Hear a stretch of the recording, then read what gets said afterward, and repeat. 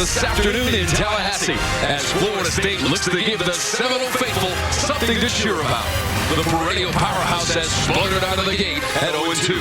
However, first-year head coach Mike Norvell hopes to get his team right today as they face Jacksonville State in the ACC Game of the Week. Today's telecast of ACC football is presented by your local Ford dealer. Doak Campbell Stadium on the Tallahassee campus of Florida State University. Bobby Bowden Field, the site of our game this afternoon in the ACC, as the Florida State Seminoles host the Jacksonville State Gamecocks out of the football championship subdivision. And it is so great to have you with us for our game this afternoon. Tom Wormy along with James Bates on the other side of the protected glass. Lindsey Rowley will join us in just a moment from the sidelines. Bottom line for Florida State, James, you're 0-2. Slow start. You got to get it rolling today. You do. You just want to see him have fun. And you have fun playing football by going fast and by winning, of course. They play fast, have fun. They're going to win this football game here today. They can't think too much, though. Mike Norvell told us this week, he said, you know, watching Miami, they just seem to take an extra beat for it to register. If you think, you stink.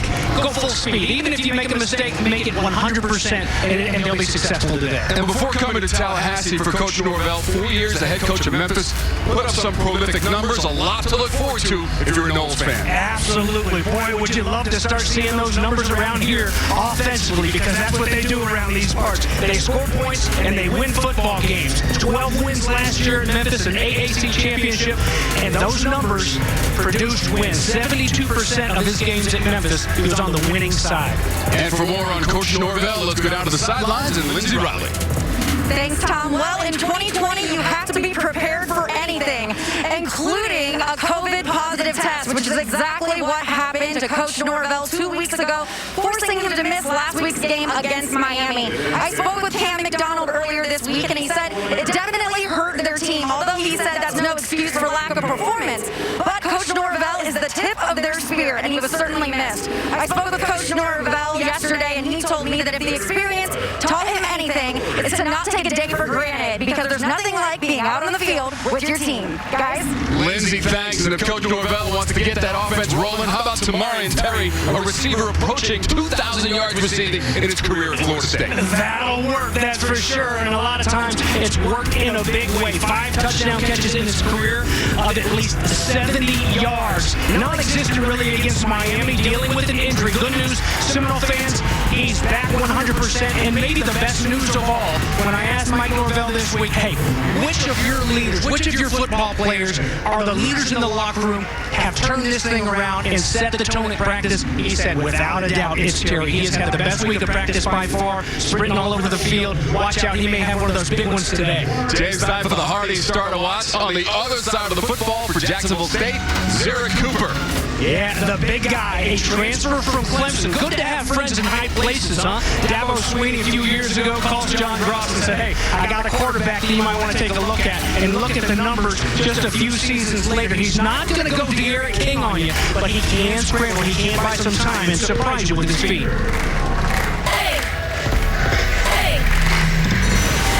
And when you see Osceola and Renegade, it's time to plant the spear at Bobby Bowden Field. One of the great traditions in all of college football. The coaches involved in our game today. We told you about Mike Norvell, first year, 5th overall, 15th year as a coach at the collegiate ranks after the 4 years of great success at Memphis, bowl games each and every year as the head coach for the Memphis Tigers. Across the way, John Gross, 7th year. He has an incredible 41-6 record in his conference, the Ohio Valley Conference. 52 years old from Asheville, Alabama.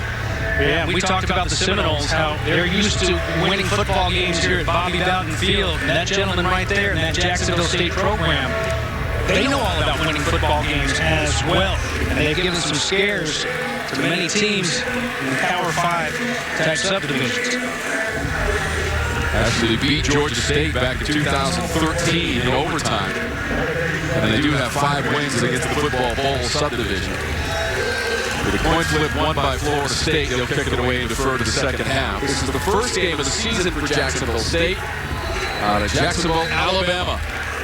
Just about midway between Atlanta and Birmingham as you travel west. The third all-time meeting between these two programs. They have split the previous two. And there will be no return. We'll keep it in the end zone for Jacksonville State. They went 6-6 a season ago, 3-5 in conference play. And their quarterback is Zerrick Cooper. 60 career touchdown passes. He'll lead the offense onto the field to get it rolling for the Gamecocks, James, in enemy territory. Yeah, and let's not forget, this is game number 1, the season opener of a shortened 4-game season for Jacksonville State here in the fall. They plan to play 7 more later in the spring. There's a look at the numbers one more time from last season. Turnovers were an issue last year. They said he's had a very good camp on the turnover front and also become more of a leader. Find out what he's all about here in 2020. Cooper wants to toss it. A reaching grab by Trey Barry, the tight end, makes the catch. Jacksonville State. Just like McDonald on the other side of the ball, you got a couple good guys there at tight end for Jacksonville State. Let's take a look, James, at today's Impact Players, brought to you by your local Toyota dealer. All right, Uriah West, they've got 4 guys they can go to in the backfield. He's probably the most complete right now. And Amari Gaynor, boy, has he been fun to watch all over the field. First couple games for the Noles this season. 2nd and 2. Gamecocks get the first down near the 40-yard line. Michael Matthews, running back, the junior from Mobile, Alabama, with the run and a first down for the Gamecocks. See, one of the 4. They'll go Uriah West, Josh Samuel, Pat Jackson, or Michael Matthews. Glad they called the number of 21 right there. Jacksonville State, a little bit of pop after that good blocking by the offensive line that's really grown up in the offseason. Thrown into the fire last year, a fresh set of downs on the opening drive. 8 times the champions in their conference. Jacksonville State brings in quite a tradition of success, especially over the last decade at the football championship subdivision level. Opening moments of our first quarter, they'll flip it forward. That's Charleston. He gets near the 45-yard line, number 19, Quan Charleston, the junior from Linden, Alabama. Nice little play to get you a few on first down. This is a team that doesn't take many tackles for loss. They've got backs and receivers in this case. Go north and south. Get me a couple right now. He does just that, puts his hands down, shoulder pads down, and 2nd down and 5. Good situation to be in for Jacksonville State. Pass incomplete. Looking for Uriah West. 20 for the Gamecocks. Emmett Rice was in the area to make the play, and it's 3rd and 5 for Jacksonville State and Coach Ross. Even on the first completion, Cooper, a little bit high and hard. Trey Barry fortunately goes up and able to pull it down. He just needs to settle down a little bit. You know, he started a lot of football games, but again, this is game number 1 of this season. In Doak Campbell Stadium, relax and make those open throws, make them easy, like you've done so many times, not only in practice but in games. Big 3rd down here now in the opening series. They'll swing it out to the left. This is going to be West. And he is going to be short of the marker and 4th down, just beyond the 45 of Jacksonville State. And we'll take a moment just to apologize for some audio issues. We are working on that from Tallahassee. And it is 4th down, punting unit for Jacksonville State.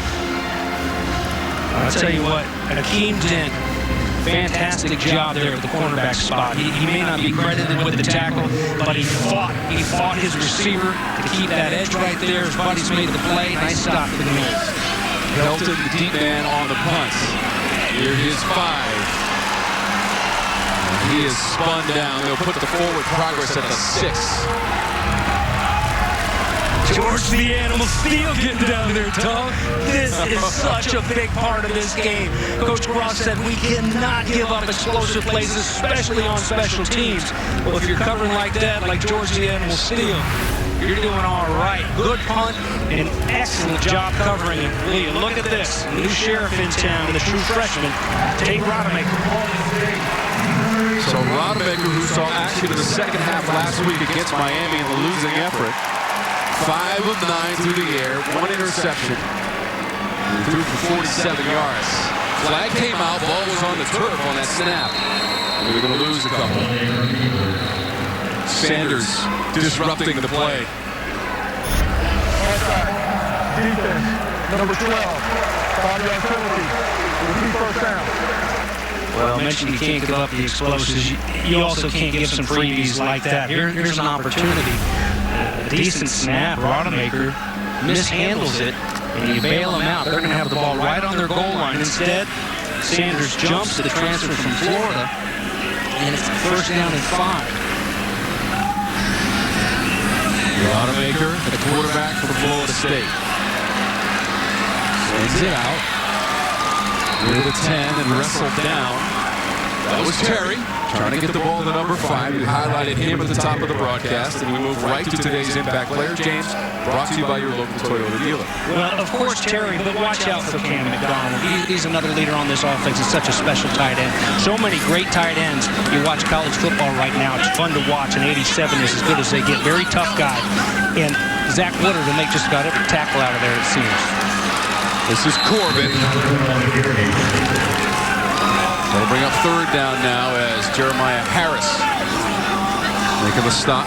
The run by Corbin. Nice job by Harris. The play before. Good job by another cornerback on the other team. Mentioned Florida State earlier. These cornerbacks, they got to be tough and set those edges. It was Fuqua, Kobe Fuqua, 2 plays ago. So back-to-back good plays for the defense. And here's the first third down for Rodemaker on his first start.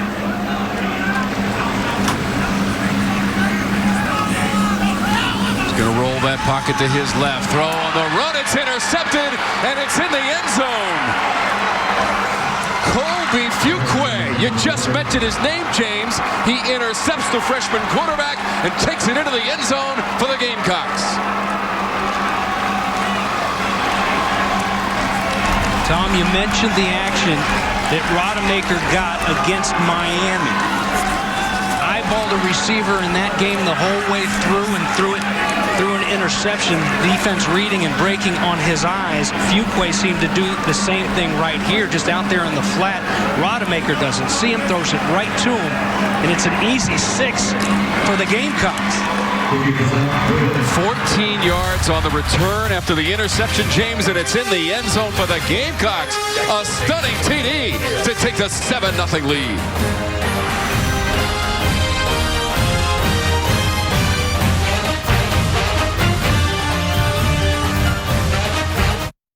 With the interception of the freshman quarterback for Florida State, Rodemaker, into the end zone. Officially a 13-yard return, 7-0. Gamecocks have the lead here in Tallahassee in the first quarter. All right, here's Fuqua, the transfer from Auburn, the former Tiger sophomore from Cordova, Alabama. And you're just going to watch the eyes and watch the roll of Rodemaker as he just drops out into the flat there on this zone, doing a good job of going up and plucking it, tucking it away, and an easy trip into the end zone for Fuqua. And John Gross, the Gamecocks, on top here in their season opener. They're on this fine October weekend.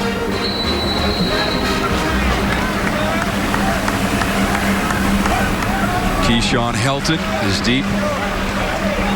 Travis Jay injured, won't play today, so Helton getting some return action here today. 5 yards deep, he's coming out. Past the 20. Helton dragged down near the 35-yard line. Good decision to come out of that end zone on the return for Florida State of 40 yards. Flag down. Well, it's good to see Helton back out there. Had the season-ending injury last year with the 3 touchdown catches. Offside, kicking team, 5-yard penalty will be enforced from the end of the run. First down. Gary Patterson is our referee for this afternoon's game as we take a look at today's keys to the game, brought to you by your local Ford dealer with James Bates. Yeah, Smokey and the Bandit. For Jacksonville State, you got to stop the explosives. You got to stop them from speeding, right? You got to play the sheriff. And for Florida State, you got to get more like the Bandit, like Burt Reynolds and Smokey and the Bandit. Just fast and confident and have fun. Not having fun right now, down 7-0. Keep churning there in the backfield, though. Burt Reynolds, the late legend here at Florida State in Tallahassee. That was with Damian Webb on the run, number 8 for the Noles. Quickly over the ball again, Rodemaker and the Noles. Second down toss. Too high for the intended receiver. Tamarian Terry.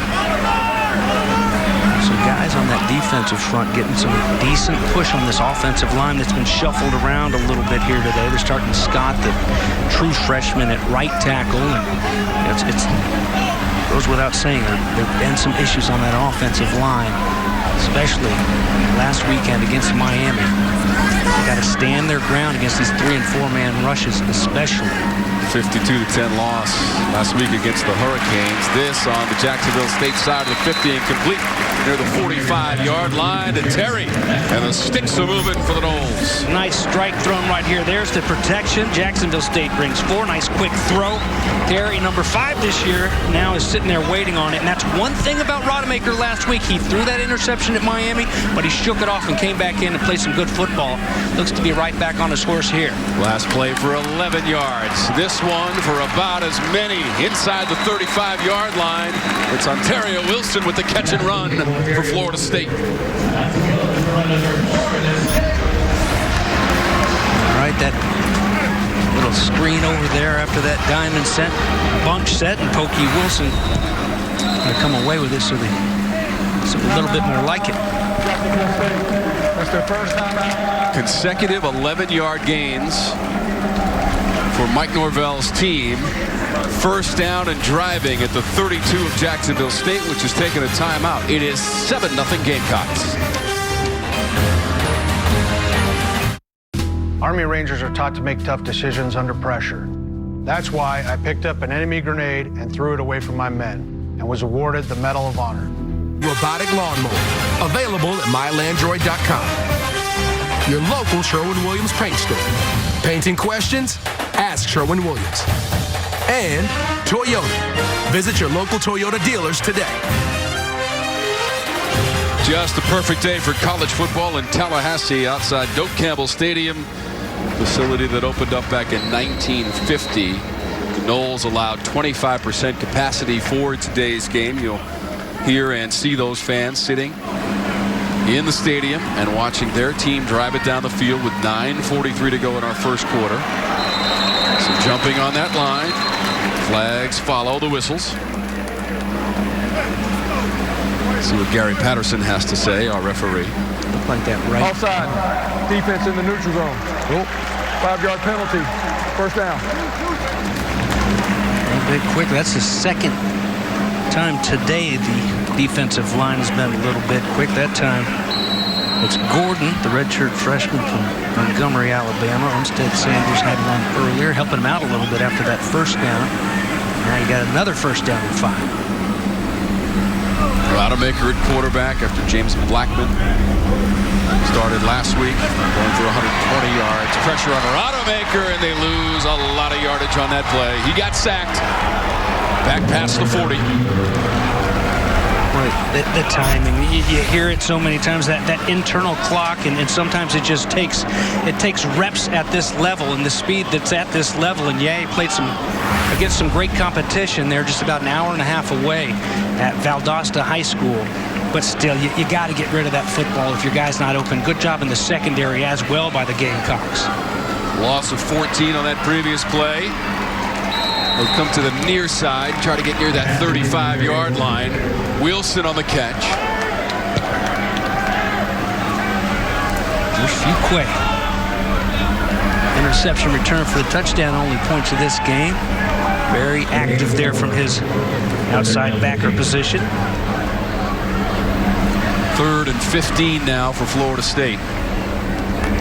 The 37 of Jacksonville State. Rodemaker. Those edges bend in. He escapes. Tries the stutter step move near the 30-yard line.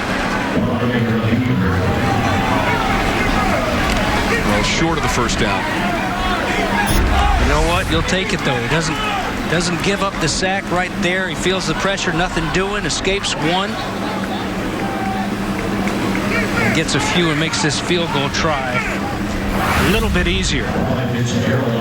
So Fitzgerald will try from 49 yards away. Redshirt freshman has attempted one kick this season and connected at Miami from 26 yards away. This from 49. Outside of the pipe and no good.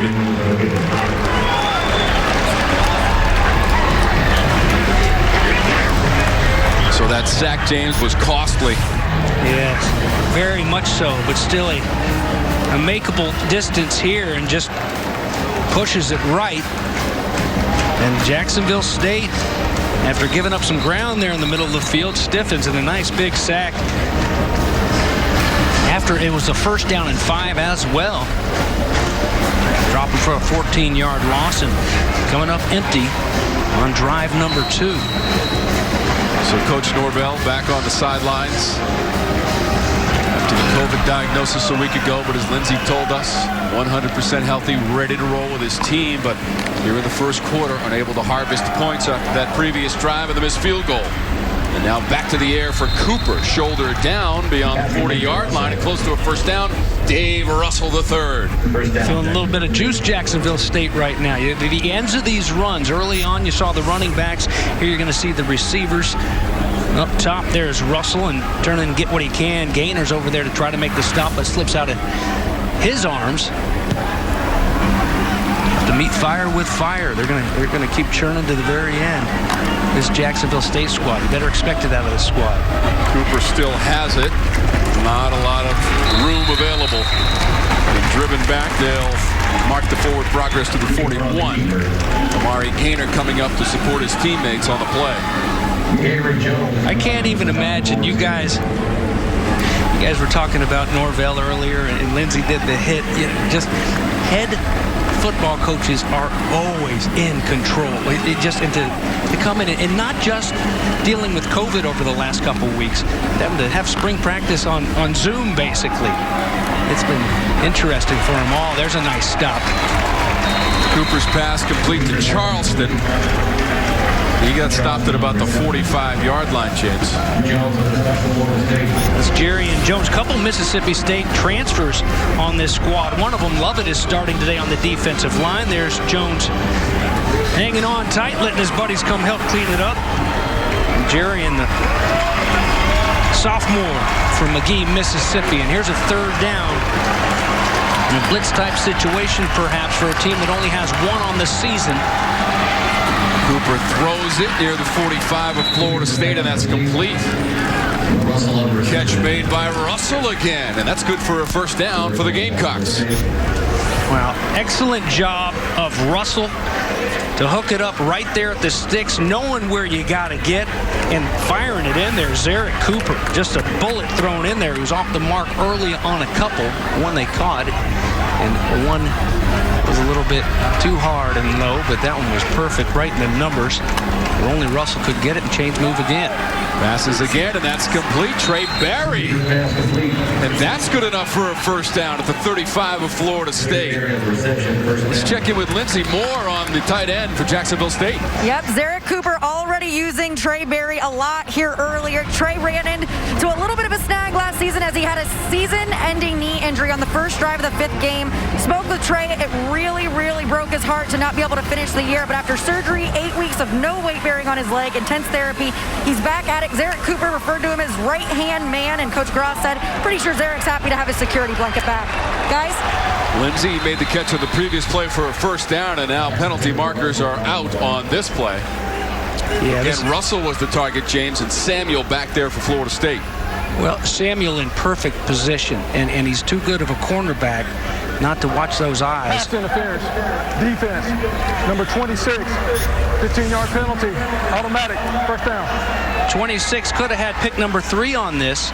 He got tangled up a little bit in there, and Russell may have had a hold on him as well. He couldn't get flipped around. Maybe that's why he's so upset there. I thought at first that he just didn't snap his head around. I don't think he could. I think he was stuck. Best cover guy for Mike Norvell. And costly penalty there, keeping this drive alive. 2 interceptions in that first game of the season against Georgia Tech for Samuel. Whistled for the infraction, ball at the 20. Around the edge on the run by Samuel towards the goal line, and in for the touchdown for Jacksonville State. Josh Samuel on the carry to the end zone for the Gamecocks. 20 yards on the run, James. An extra point away from 14-0 in the first quarter, JSU.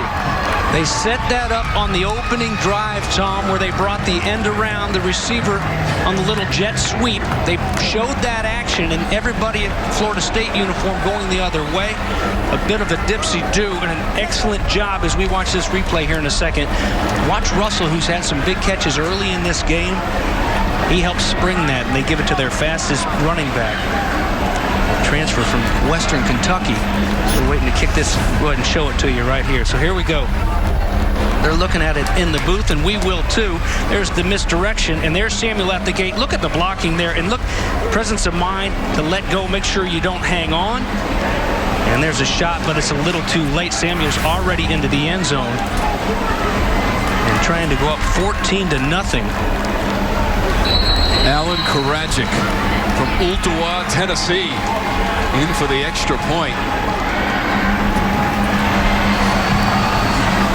Wow, James, 14-0 Gamecocks. And Cooper through the air, and this time the Gamecocks on the ground. Josh Samuel, corner of the end zone, and what? 14-0 early.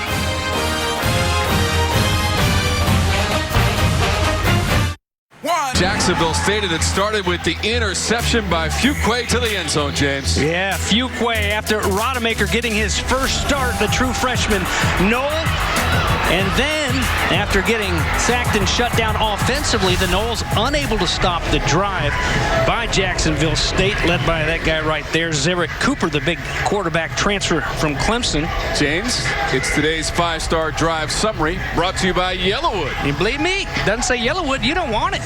I recognize that. HBC. Right here, right? All right. Josh Samuel, fastest back on the team, the junior out of Greenville, South Carolina, and the transfer from Western Kentucky, capping off that six-play, 68-yard drive.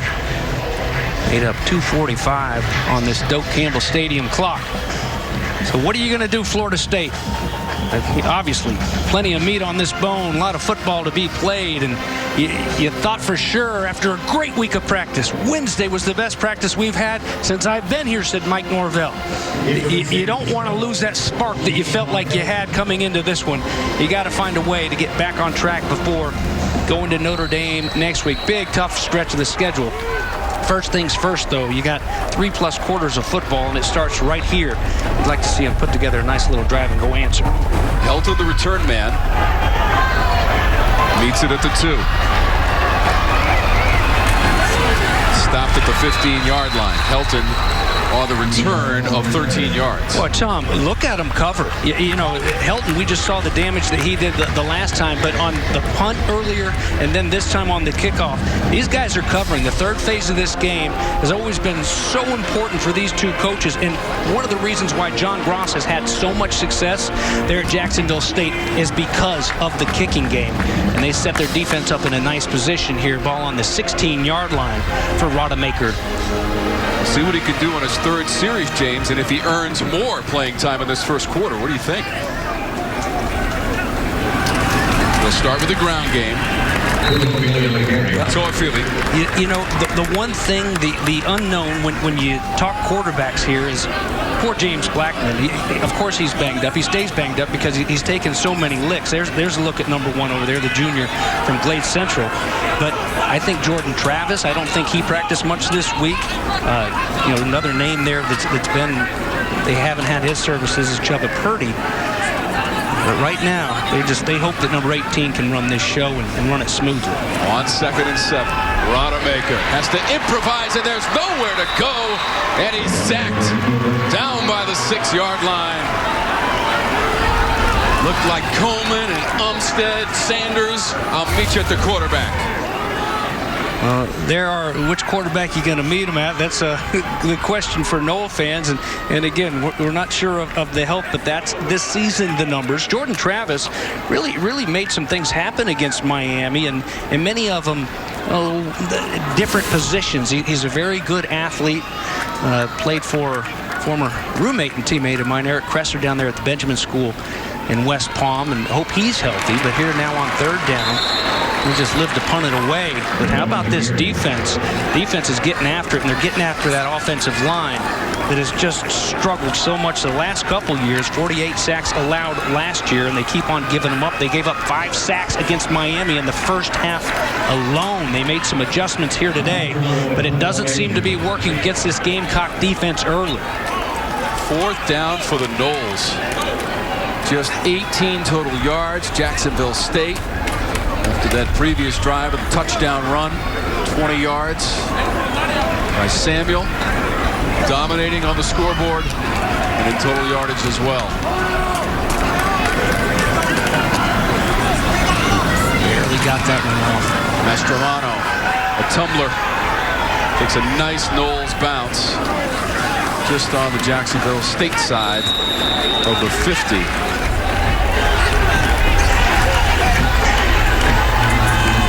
And coming up tomorrow on your regional sports networks, we've got ACC Women's Soccer. We've got 2 games for you. We start at noon. It's Boston College at Louisville, and then Pitt at Virginia Tech to follow at 3. Soccer played at its highest level in the collegiate ranks in the ACC, in a doubleheader for you tomorrow of ACC Women's Soccer. 6 teams out of the conference ranked in the top 15 in the early part of this season for women's soccer, and 2 games coming up tomorrow for you. Jen Hildreth on one of those games, probably? Actually, I'm calling both of those games tomorrow. Shoot, I was hoping for Jen Hildreth. Along with Morgan Conklin. She's way cooler than you. You'll get no argument from me there. Morgan Conklin, the former Virginia Tech soccer standout, will join me tomorrow. This play, diagnosed. Florida State had it all the way this time. Good job, Kando. Welcome back, Josh Kando. Number 3 coming in there trying to chip him off, get a little bit of a block. That's Pat Jackson, the running back, but nothing doing. Got just whiffed on him. He didn't play against Miami. Boy, are they glad to have him back right now, dropping him for a 7-yard loss. Just the 3rd meeting between the teams. They met all the way back in 1947, and Jacksonville State came to Tallahassee and won 7-0 back in 1947. First year of the Florida State program.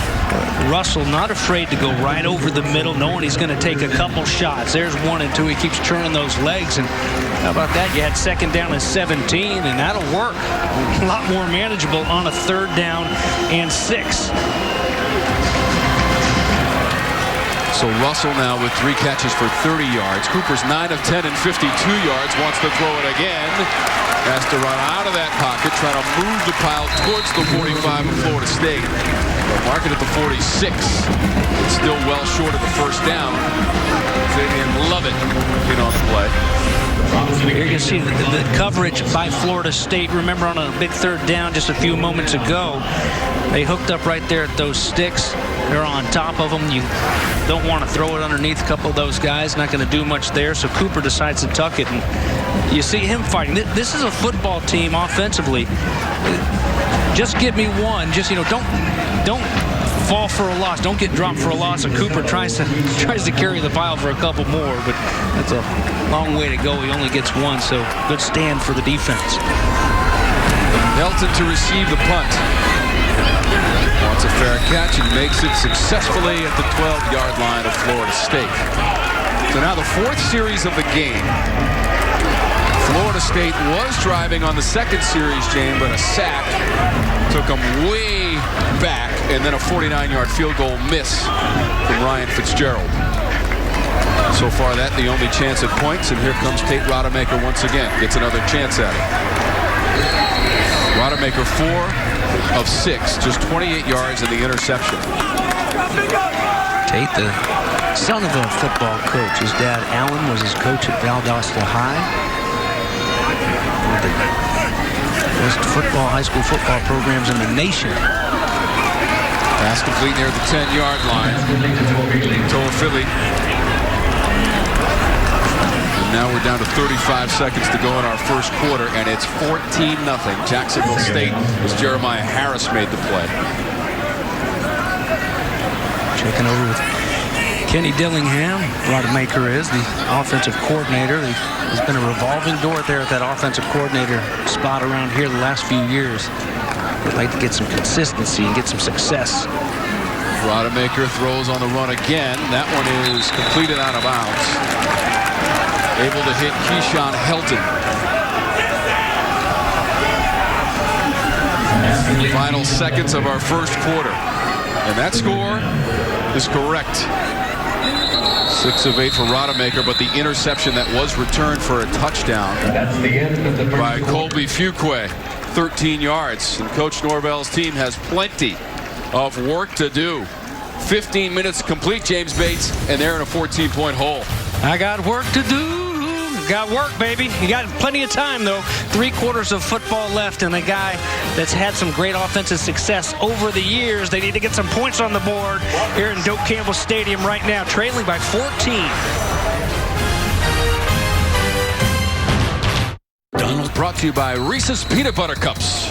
Just 25 total yards, -8 on the ground for Florida State, and the turnovers, of course, the catching the score. How about this catch? First down and more, 40-yard line of the grab. Cameron McDonald for Florida State. 23 yards on the play, James. There's the fire you're looking for. The big man, nice little out route. And how about the throw? That's an interception waiting to happen if it's thrown a little bit softer, right on the money. And a good job by McDonald to look it in, duck it, and go. Helton made the catch there after the 3rd down conversion. Just beyond the 40 as Macario Harper, number 1 for JSU, in on the stop. First-year head coach Mike Norvell. And Tom, who was that? Was that George Steele there that came underneath? Thought he had maybe the second pick 6 of this game for the defense. 2nd and 9. Rodemaker buys a little bit of time and then makes a very good decision to sail that one into his own bench. Jordan Young, closest Florida State receiver, and we're right back to 3rd down and long for Coach Norvell. Yeah, just over and over, you hate to see your true freshman quarterback getting in these situations, these 3rd down and longs. We need 9 right here. We've got on our graphic. It's on the field a little bit closer to 7, maybe 8. Regardless, you got to make it to the 50-yard line. Keep this drive alive. Take care of that football. Don't give them good field position again. 2 for 5 on 3rd down. Rodemaker had an open man near midfield, off of the fingertips and incomplete. Kenshawn Portier couldn't pull it in. He was there, James. The pass just a little bit too far ahead of him. Well, it's but it looked like too. There's Portier, the freshman out of Coconut Grove, down at the bottom. Earlier is going to run this little dig here as they just try to clear it out, and they do an excellent job. It's there. It's going to happen. It's going to be a first down and then some. And you can't really see from that angle, but maybe a little bit hard, but they're in the hands, and those are the plays that you just got to find a way to just go make them. Stay on the field, help your team out a little bit. They're hurting right now. They need your help. Mastromano punts this one back just inside the 15, and Quan Charleston with a fair catch. So Florida State needs a spark, and they haven't gotten it yet. Trailing Jacksonville State 14-0. Gamecocks have come to play.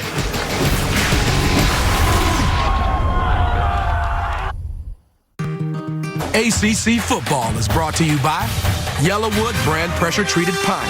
If it doesn't have this yellow tag, you don't want it. Your local Ford dealer. And Z-Max Micro Lubricant. Available at O'Reilly. The unconquered statue all lit up outside of Doak Campbell Stadium, but inside the game right now belongs to Coach Gross and the Gamecocks. And they've had such success at the football championship subdivision level. Tom, how many teams have we seen here in this funky 2020 season?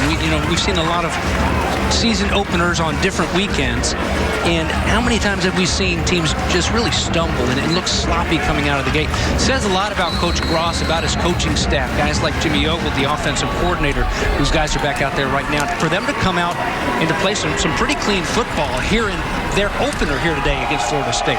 They're going to run this one with Matthews trying to turn that corner. Short of the 20. Got tripped up. Well, it was a good job blocking on that edge.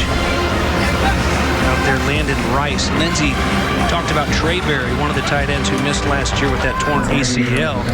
Rice was also lost due to a neck injury. James Zion Webb has come into the game for Jacksonville State, number 10, the junior quarterback. 2nd and 7 for Zarek Cooper. Webb wants to toss it and does near the 30-yard line. Hits his man. That was Edwards.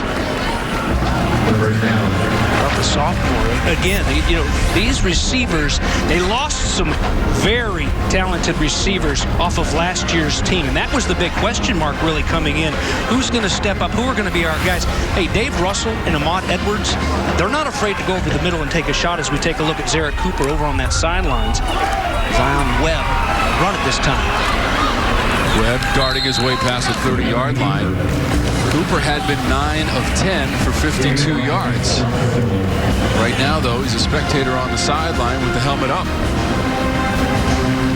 Maybe perhaps given the junior out of Phoenix City, as you look at his numbers.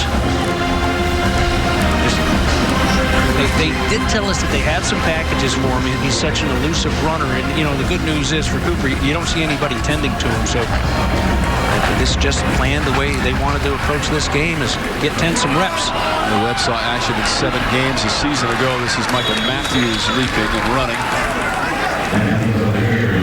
Goes airborne on the carry for Michael Matthews, the junior. You know, they're trying to get outside here, and it's tough to outrun no matter what's going on. The wins and losses, you still got some guys that can get up and run, and even big guys like Corey Durden. Now, that's a 315-pounder. Go back over by Gainesville, Florida, Newberry, Florida. That's where Corey Durden's from. They pulled him out of enemy territory, and excellent job. Big man getting up and running and force a 3rd down. 3rd and short, 1 for 3 in the game on 3rd down situations, and Florida State strong on this one. Fabian Lovett, number 0 in there on the tackle of Matthews, the runner for the Gamecocks. Robert Cooper is out with the injury, so it's up to number 0, if 0 is a number, and his buddies leading the charge. Didn't get a number there on the guy that was down low, but it's good to see Lovett in there making plays, a sophomore out of Vicksburg, Mississippi. He really stood out to me in that Miami game. He understands where he fits, and he understands football, plays the leverage really well, and plays with good hands, keeping those big offensive linemen off of him, helping his defense get off the field here. Helton is deep. Preston Knight to punt, the senior. Whistle before the punt from Knight. Delay of game. Kicking team. 5-yard penalty. Still 4th down.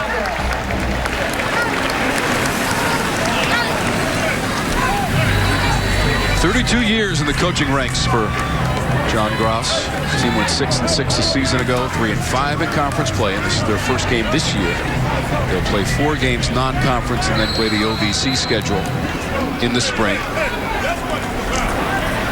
That is the plan right now. Everything is sort of subject to change these days, but that's the plan. Most FCS teams opted out altogether of the fall ball. Nice job on the punt here. This is Helton. 25-yard line, kept his footing for a moment and got to the 27. So we'll take a timeout. We'll come back. Florida State will have the football, but take a glance at the scoreboard. And it's the Gamecocks in Tallahassee with the 14-0 lead against the Noles.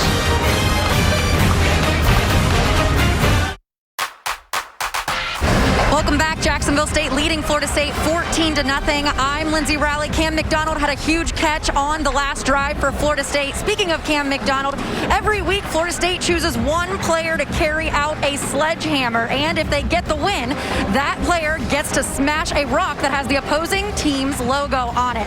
Cam McDonald was chosen to carry the sledgehammer out this week. The coaches raved all week about how well he has been doing, not only performance-wise, but as a leader as well. Guys, Carrying that hammer. Bronco Mendenhall in Virginia, I think. They do that. They bust that rock as well. And well, they got some making up to do right now, Lindsey, trailing with 10:34 left in the first half. And if 87 has anything to do with it, he'll be smashing that rock with the Gamecock logo on it in the locker room here at Go Campbell Stadium. And how good will that feel if they can get it done for Mike Norvell? Would be win number 1 in Tallahassee. John Gross and the Gamecocks certainly making it tough on them so far in this game. Here's a good opportunity to chip away at it, though. Or the true freshman starting his first game. This is the 5th series and a change at quarterback. Jordan Travis keeps it and dives past the 30-yard line. The first 4 possessions, James, with Rodemaker as the quarterback. Interception, field goal, punt, and here comes Jordan Travis. Well, it's good to see Jordan out there. I wasn't sure how much we'd see of him because it didn't sound like he practiced too much this week. Banged up a little bit, as was James Blackman in that Miami game. And he can help in a big way with this offense. Toafili near the first down marker.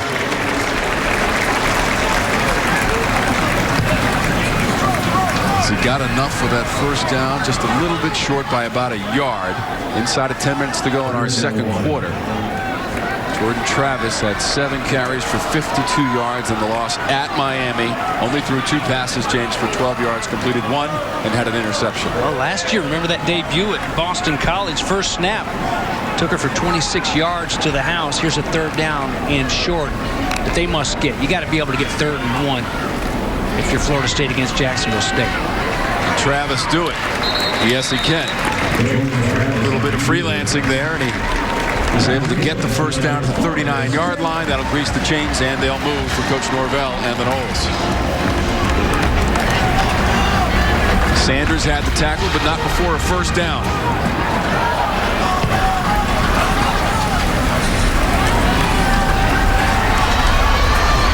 Travis wanted to throw maybe a yard on the play. Whether it's Travis, Rodemaker, James Blackman, they just need a little bit of time. Just give them a little bit of time so they're not running for their life. You know, you get shell shock back there is what comes to mind when you watch poor James Blackman. It's just everybody's just on you right now. And earlier this season, Jordan Travis can throw the football around. I like to watch it, but you got to give him some time. This is a run for a first down. That is Webb, number 8, on the carry for Florida State, and Webb takes it 10 yards and another first down for the Seminoles. Well, and here's another guy they're glad to have back, the sophomore. The big guy's going to get up and try to move some bodies. An excellent job there in the backfield. The fellow running back picking up the block to clear the hole. That's Toafili. And then Webb had a great week of practice after missing that Miami game. Glad to have him back. Anthony Nesby, number 99 in white, may have come across early. Defense number 99 with contact. 5-yard penalty. First down.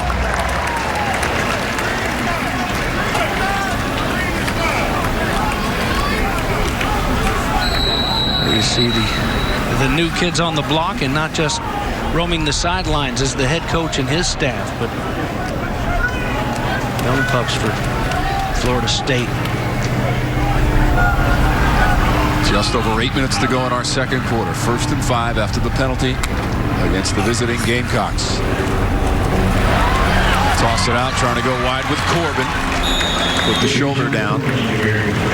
Fuquay came up to make the tackle. He's got the interception return for a touchdown, 13 yards in the first quarter against Rodemaker. Nice job there to fight and get off, but still a pickup in a situation after that 5-yard penalty. We've seen too much of that, the little cheapies that may not seem like a lot. But when you keep giving them 5 yards here, it certainly makes play calling a lot easier. 2nd down and 1. Maybe a shot up top. Let's see that arm.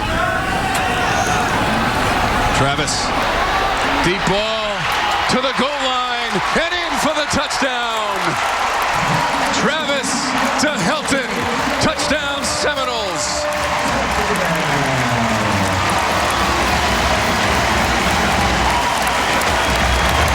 James, 41 yards on the TD connection from Travis to Helton. 2nd and 1. Let's have a little bit of fun and let the sophomore air it out. Drops the dime in there. 2 bodies there covering the Pensacola native Keyshawn Helton, who's been returning kicks as well today.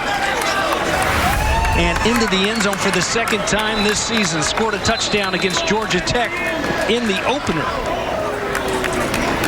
Rolling on the field, catch and a touchdown. Previous play is under further review. So if it stands, it's the first career TD pass for Jordan Travis. Just going to take a look and see if Helton was able to break the plane and get in. Yep. Trying to get away from Darius Joyner, number 9 in white for Jacksonville State. James, that 2nd and short, I know you love that long pass right down the middle of the field, and that's exactly what the Noles went to. You know what? If the ball falls to the turf, you come up empty. Hey, 3rd and 1 again. After further review, the ruling on the field is confirmed. Touchdown.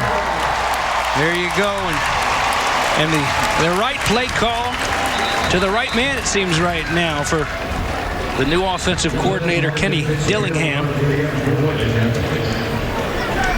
Fitzgerald to add the extra point. Longest play of the season for Florida State.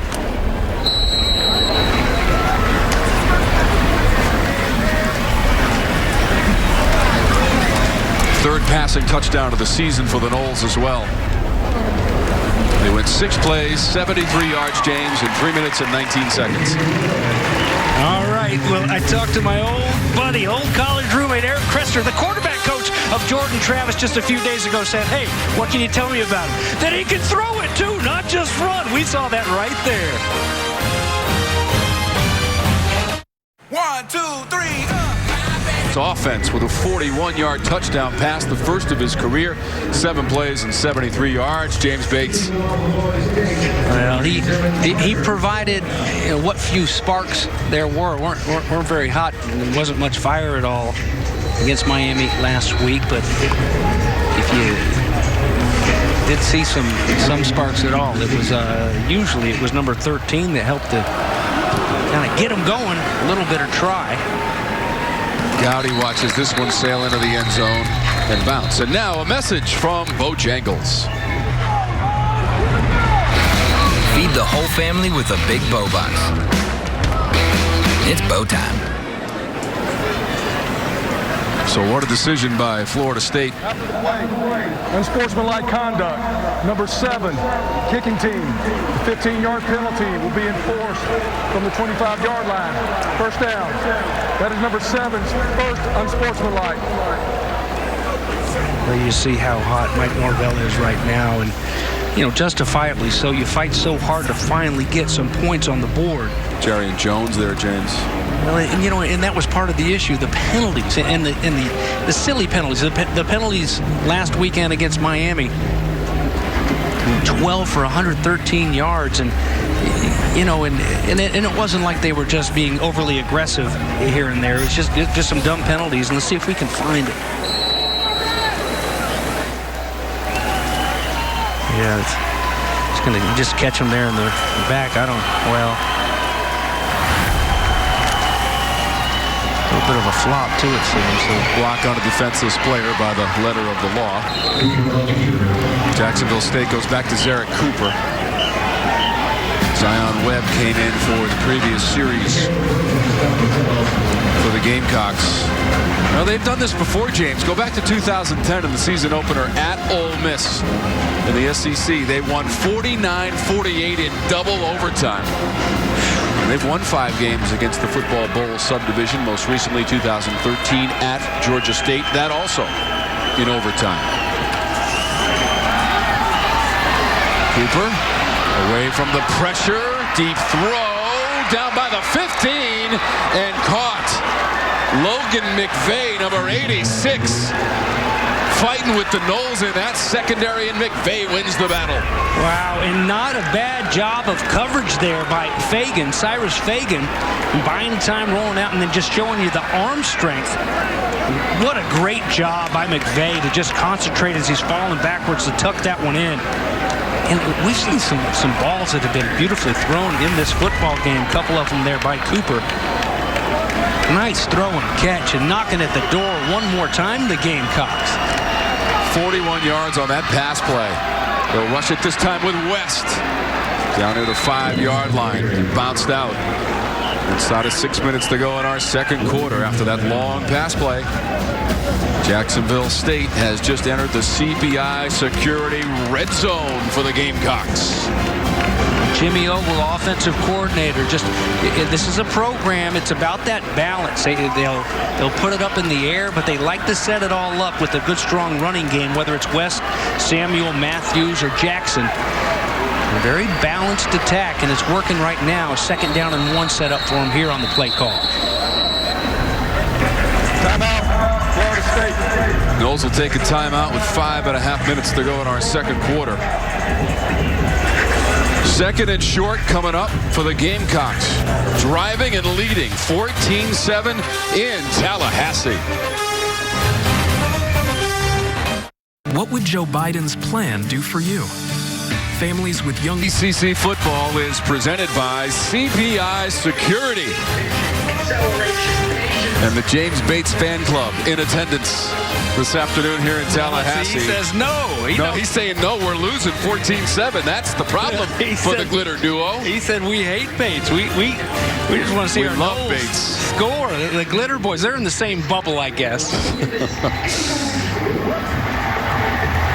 Well, they're watching the Gamecocks. Remember in Christmas Vacation when Chevy Chase is going through those magazines and all the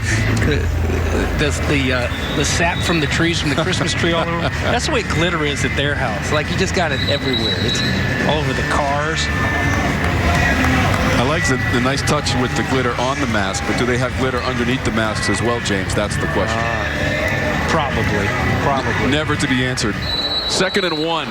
Cooper's 10 of 11, 93 yards through the air, including a 41 connection with McVay just a moment ago. So they need to get down close to the 5-yard line for that 1st down. They'll go with West. West driving towards the goal line. 2nd effort from Uriah West. 1st and goal, Gamecocks. All of these backs are right about the same size. It's not like you get much of a change-up with the 4 backs that we'll see here play for Jacksonville State. How about the pop? Fresh set of downs. Knocking on the door for the Gamecocks, trying to answer. We'll give it to West. He gets shut down. Kind of lost some yardage there.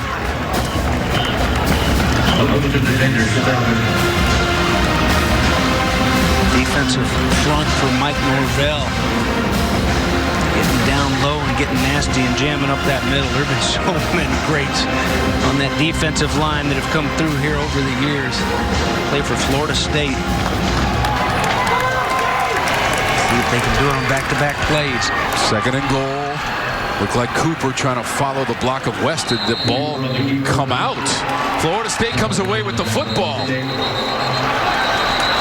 And one of the officials is signaling touchdown. Coming loose, touchdown. It is. You just heard the announcement. The plane was broken before coming loose as Cooper took it in for Jacksonville State, and then the ball was dislodged, but only after the plane of the goal line had been broken. Under further review. And pretty easy to figure out that they're going to take a look at this one, as Cooper was trying to follow the block of Uriah West right into the end zone. And Uriah West was running behind those big guys. Zach Cangelosi, the center. Cam Hill, toughest one up there. They get a nice push and get underneath those pads of the big guys up front for FSU. Can't really see anything from that angle. And remember, if we don't get a better look at it here, not going to know exactly where the ball is, but it was ruled a touchdown on the field. There's the reach right there by Cooper, James, and then it's stolen away. There's Gaynor who comes up with it. Go figure. And if we don't get another look at it, all you can think is, well, the official standing right there, that ball, it doesn't look like his body's down. Obviously crossing the plane. Or you'd like to think he wouldn't have signaled it a touchdown. Then it hits the ground, comes out, and Gainer scoops it up. So I think this one will stand. And just when Florida State, the big pass play from Jordan Travis, 41-yard pass to Helton, get some feel-good going on that Knoll sidelines, right back down the field goes Jacksonville State to answer. So the call on the field was touchdown, meaning you must have indisputable video evidence to overturn the call. Again, the call was touchdown on the second effort and reach from Zarek Cooper. Look at him just hang on to it in the last second, James, with West right in front of him, his running back, number 20. After further review, moving on the field stands, touchdown. It is a touchdown and a 60-yard drive for Jacksonville State. Up 20-7 with the extra point coming up. Zarek Cooper takes it in from 2 yards away.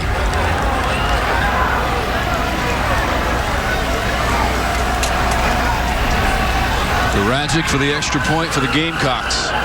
With 4.5 minutes to go in the second quarter. Quite an answer to the score of Florida State, as you had mentioned, James. The touchdown pass from Jordan Travis. Getting Helton at the goal line.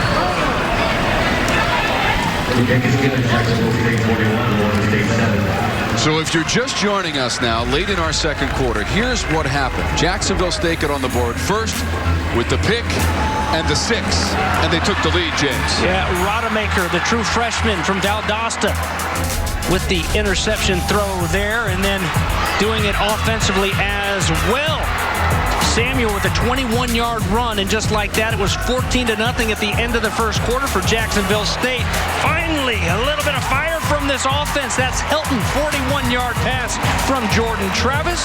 Hey, all right, it's 14-7, but slow down. Jacksonville State's not going anywhere. The 60-plus yard drive, a nice catch mixed in there by Logan McVeigh. And Zarek Cooper capping it off with the 2-yard touchdown run you just saw moments ago. And one thing now, Jacksonville State here, the rest of this first half and the second half, those 5 penalties, you know, if they hope to leave Tallahassee with a big upset win on this season opener here in their 4-game fall season, they got to be careful, not only with the penalties, but continue to secure that football. Don't give up any freebies. And they've been playing some pretty crisp football here today. This is Helton backtracking in the end zone. He'll stay there after the 13th career rushing touchdown from 2 yards away from Zarek Cooper to make it 21-7. Jacksonville State in front. Stunning proceedings, and keep in mind, Florida State has never lost to a team from the football championship subdivision. James, they are 25-0, and that includes the game we did last year here at Bobby Bowden Field against Alabama State, a win 49-12. You had one, if I'm not mistaken, a couple years ago that was Samford, wasn't it? Samford came in here, was going to drive for the winning points, and Florida State came up with an interception in return for a TD. And they were able to cement that victory. So there have been some close calls.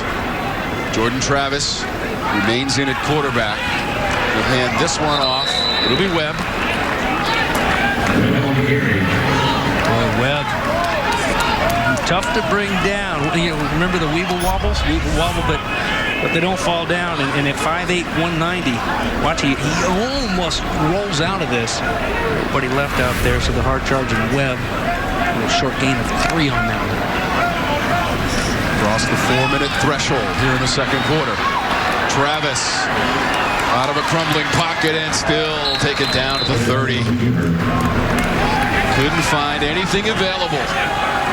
Homestead Sanders making the play defensively for the Gamecocks. And again, you know, that's a, I know it's not a sack there, but that's a coverage pressure again. They're doing a good job covering initially, and then the pressure is getting there to the quarterbacks. Travis on 3rd and 5 near the sideline, and that should be good enough for the first down. They had to get past the 35-yard line, and they do on the connection to Wilson. That's nice. Good job by Pokey to put that foot down, make sure he's in bounds, and also to break that route off where you've got a first down. So many times you see a guy that'll break it off short, and you're stopped and looking at a 4th down and 1 instead. Pass behind the intended receiver, Cameron McDonald, number 87 in garnet and gold. From Jordan Travis. Remember, Tate Rodemaker was the starter today. He was in for the first 4 series, James, and they were unproductive for FSU. Yeah, just 2 quarterbacks. It's gone to Travis after that. 3 quarterbacks played against Miami. You throw in James Blackman, who we haven't seen today. He's on the sidelines. Blackman had 26 pass attempts against the Hurricanes and completed 16. Had 1 TD pass and an interception. This pass completed the 45-yard line. That is Wilson. There's James Blackman on the sidelines right now, number 1 for the Noles.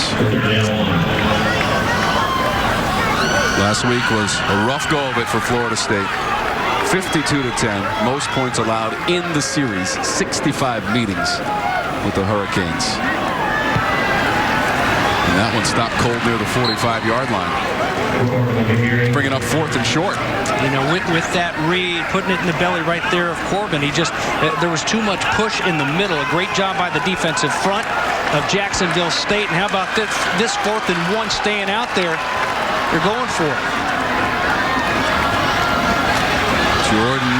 Oh, this is going to be close. It is going to be very close. I think it might just be enough. He had to get past the 47. Well, it's a read again. This time, Jordan Travis keeps it, and it is just enough. He was stood up right there at the mark needed for a first down, but it's enough, and they'll move those chains.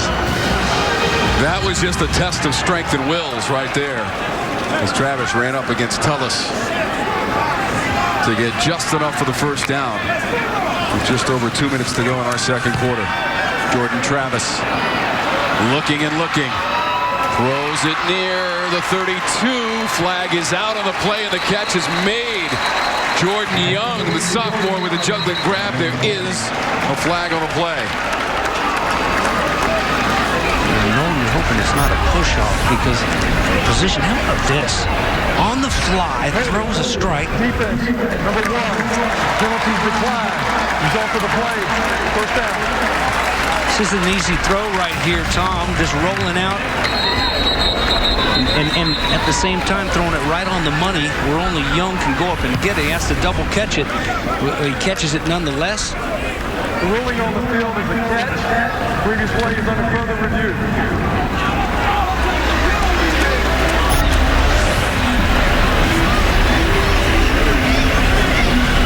Nice job of focusing on it, absolutely. And it sure looks like he wasn't close to that boundary line yet. There will be a better look at it. George Steele was defending James, number 6 in white. And again, decent coverage, but a very good throw on the run by Jordan Travis, trying to march him back down and answer again. After further review, the ruling is confirmed. Catch inbounds.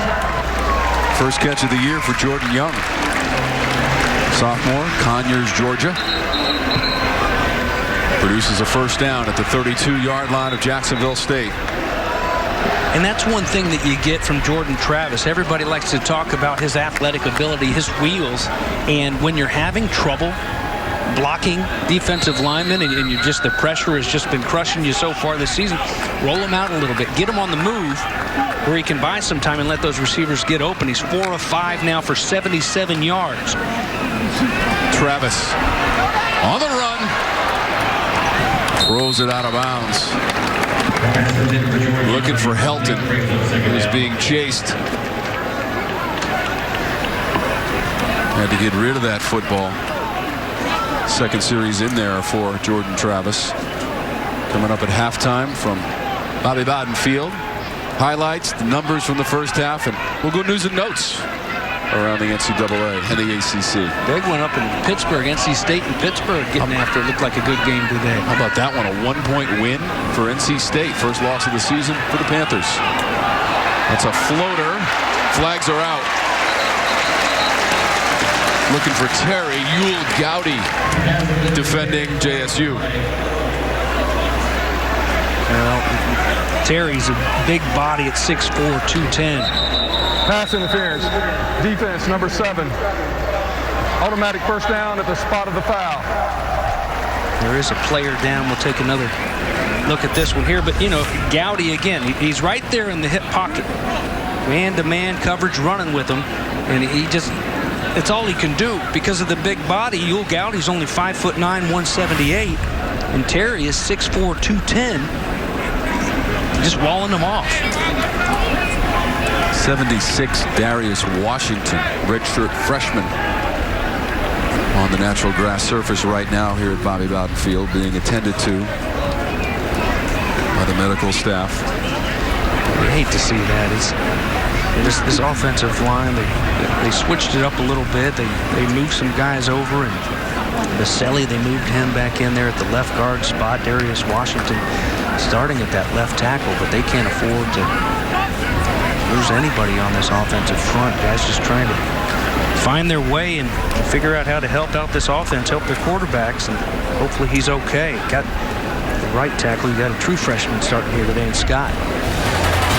Well, next week, more ACC gridiron action comes your way as the Blue Devils of Duke travel to take on the Syracuse Orange at the newly renovated Dome. Coverage begins 12:30 Eastern. Right here on your regional sports network, Fox Sports South. Check the local listings for Duke and Syracuse next week. Sean Tucker had the very first TD of the renovated Dome. Coach Dino Babers and his team got their first win of the season in that game against Georgia Tech. It's going to be the right side of your screen there. There you see late the body coming in, the Gamecock player, and rolling up on his ankle. So appears to be an ankle, and I guess that's better than anything with the knee. And that's why those offensive linemen, that's why they all have those knee braces on, because it's gonna happen. You're gonna got all those big bodies in there just rolling around. Hopefully he's okay. Speedy recovery, young man. They need you back. Looks like Chaz Neal is going to come in for Darius Washington. There's 71. Chaz Neal with 1:36 to go.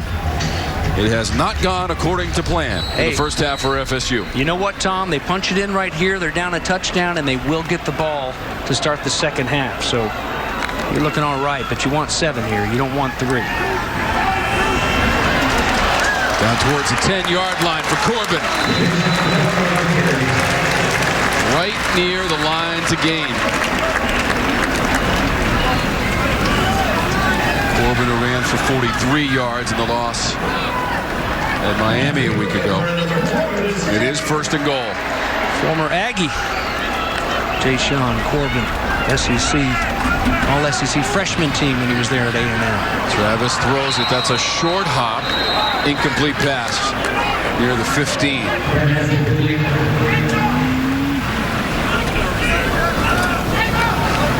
To Philly, number 9 out in the flat. And they like using these backs in the pass game. Corbin leading the team, coming in with 11 receptions. Just had the run moments ago, and now it's a 2nd down and goal from the 10-yard line. Corbin's got 4 carries for 15 yards. Webb leads the way with 4 carries and 19 yards. Here's Travis, a little pump to the end zone. Incomplete. Flag comes out. Cameron McDonald, the tight end, was covered by Harper, but again, a flag is thrown on the play. Pass interference. Defense, number 2. By rule, the ball will be placed at the 2-yard line. Automatic first down. Well, again, earlier we didn't envy Yul Gowdy. And here you're going to see after the little pump and beating the inside like that, that's all you can do. That's Harper just hanging on. I mean, that's a sure touchdown, so you just live to play another down. And unfortunately for Jacksonville State, it's 1st and goal. Trying to lunge for the goal line, coming up short. Jay-Sean Corbin, the sophomore. Now we're inside of a minute to go in the 2nd quarter. Coming right at you, going to the ground as these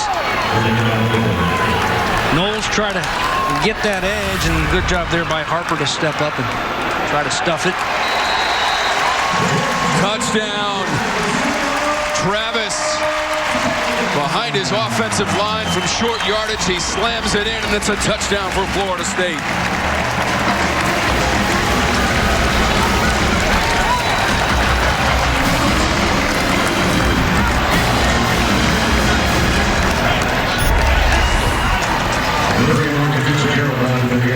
Well, you'd like to think, no matter how hard you're playing, Jacksonville State, if you need 1 yard, this is the mighty Florida State Seminoles. You got some big, strong bodies up there that you can win that battle for 1 yard, and they certainly did right there. And Travis doing it with his arm and his legs, getting into the end zone for the 14 points here in the first half. So Travis with the TD run. And they go 75 yards and 13 plays, just under 4 minutes on the drive for Florida State. Jordan Travis has engineered a couple of scoring drives. Did throw a 41-yard touchdown pass and just ran it in from short yardage. 1 yard away, it was no problem for Travis. Second TD of the ballgame and the first rushing TD of the season for Florida State. Comes from the legs of Jordan Travis. So Coach Norvell pushed the right button, James. Get Travis in there, you got 14 points. Absolutely. You know, and you hate to see Tate Rodemaker get out there for his first start and not be able to get much going. But you know what? It's time to figure out a way to move this football. And right now, it sure seems to be number 13, the sophomore from the Benjamin School down in West Palm. Fourth rushing touchdown of his career, first of the season, Jordan Travis. He and his teammates have cut the lead to 7 with 39 seconds to go in our first half.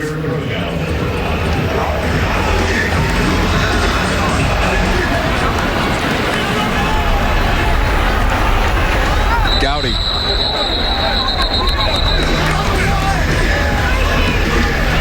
Fair catch from Gowdy.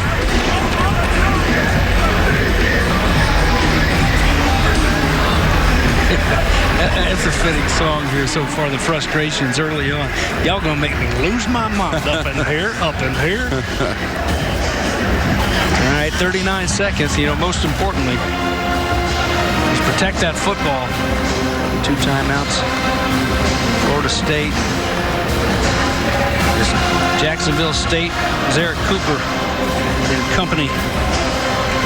We've seen Zion Webb get action as well against Mike Norvell's defense at the quarterback position for the Gamecocks, who took a 14-0 lead. Here's Cooper, accurate. He's racked up 93 yards. And they will take that 7-point lead happily to the locker room.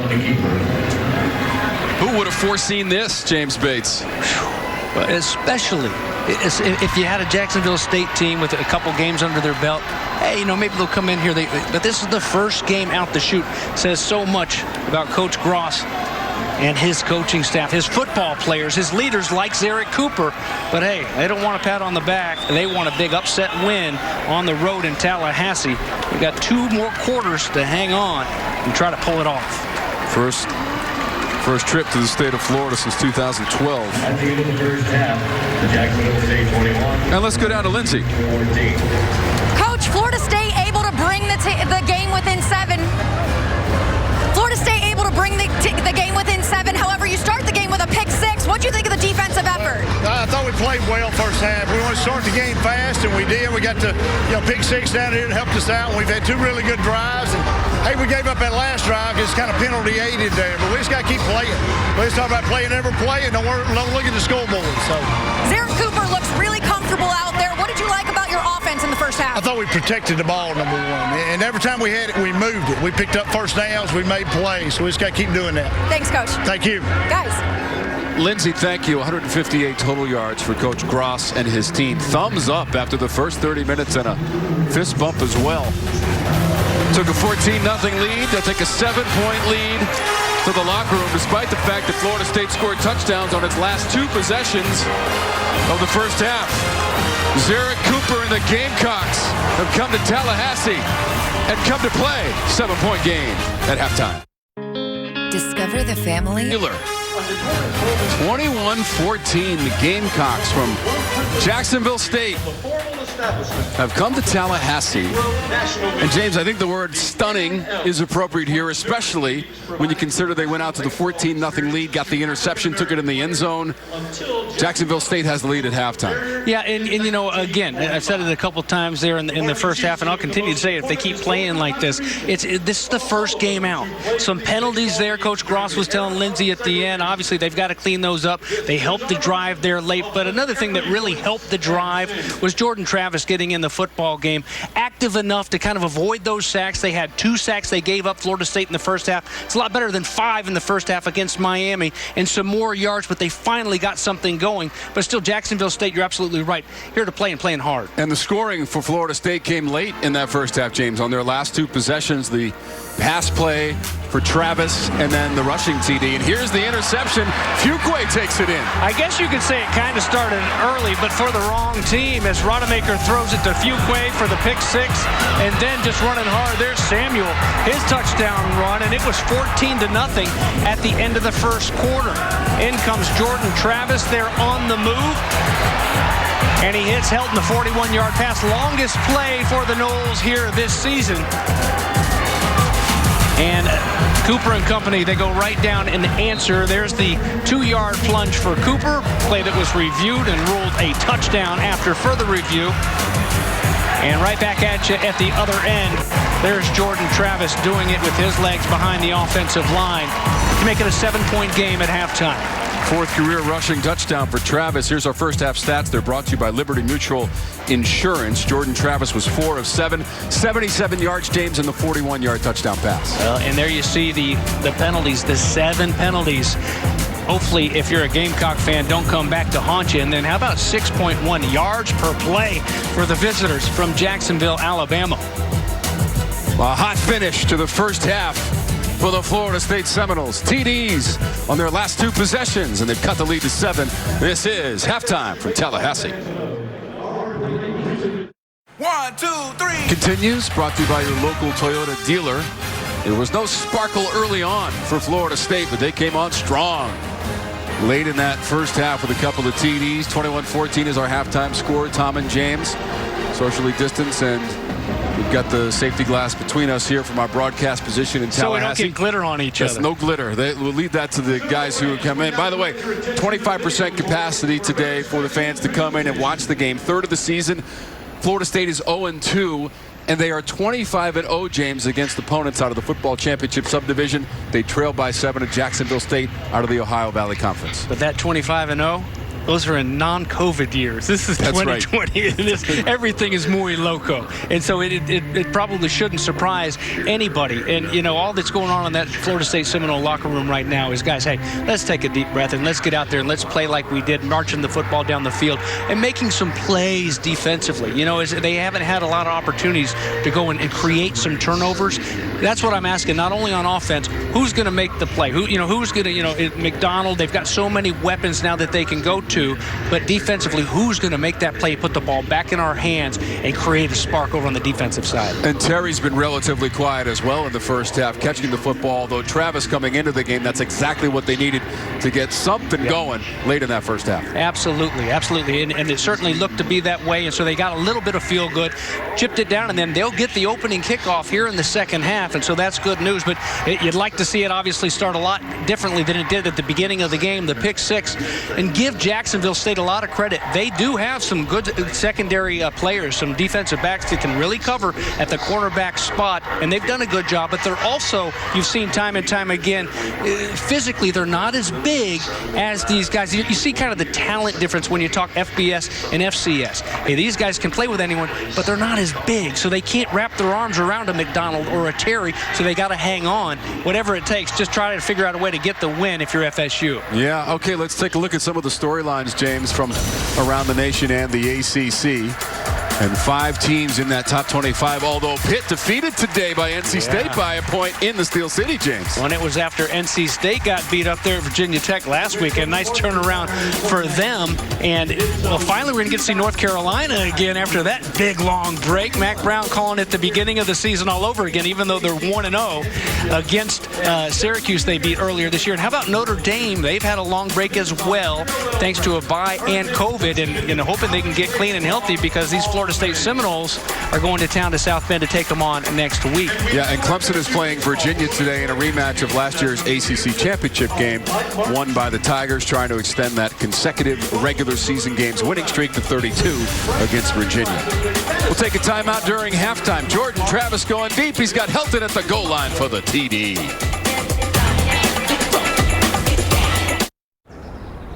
Field in the first points of the game from Colby Fuquay, returning at 13 yards on the interception. It was 7-0. It's now 21-14. Halftime, JSU. For a close shave, you need to get a rake. Gamecocks up 21-14. Just moments ago, our own Lindsey Rowley catching up with the head coach of the Noles, Mike Norvell. Jordan Travis comes in the game, makes a huge impact, brings the team within 7. What have you thought of your QB so far? Obviously we didn't start the game the way that we wanted to. I thought Jordan provided with us with a great spark. It was a little bit banged up throughout the course of the week, but you did a great job providing a spark for the offense, and we just got to continue to play for the next 30 minutes. Jacksonville State able to move the ball pretty well in the first half. What'd you talk to your defense about in the locker room? Yeah, we just got to continue we got to finish plays. We had a couple opportunities there in their backfield. We got to get them stopped. They hit us on a couple misdirection things. We got to eliminate the explosive play and just, once again, just keep playing ball. Thanks, Coach. Thank you, man. Guys.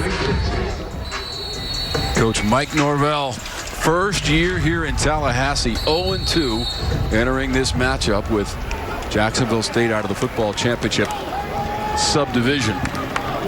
Teams have only met twice in the history of the series, and most recently in 09, a win for Florida State right here.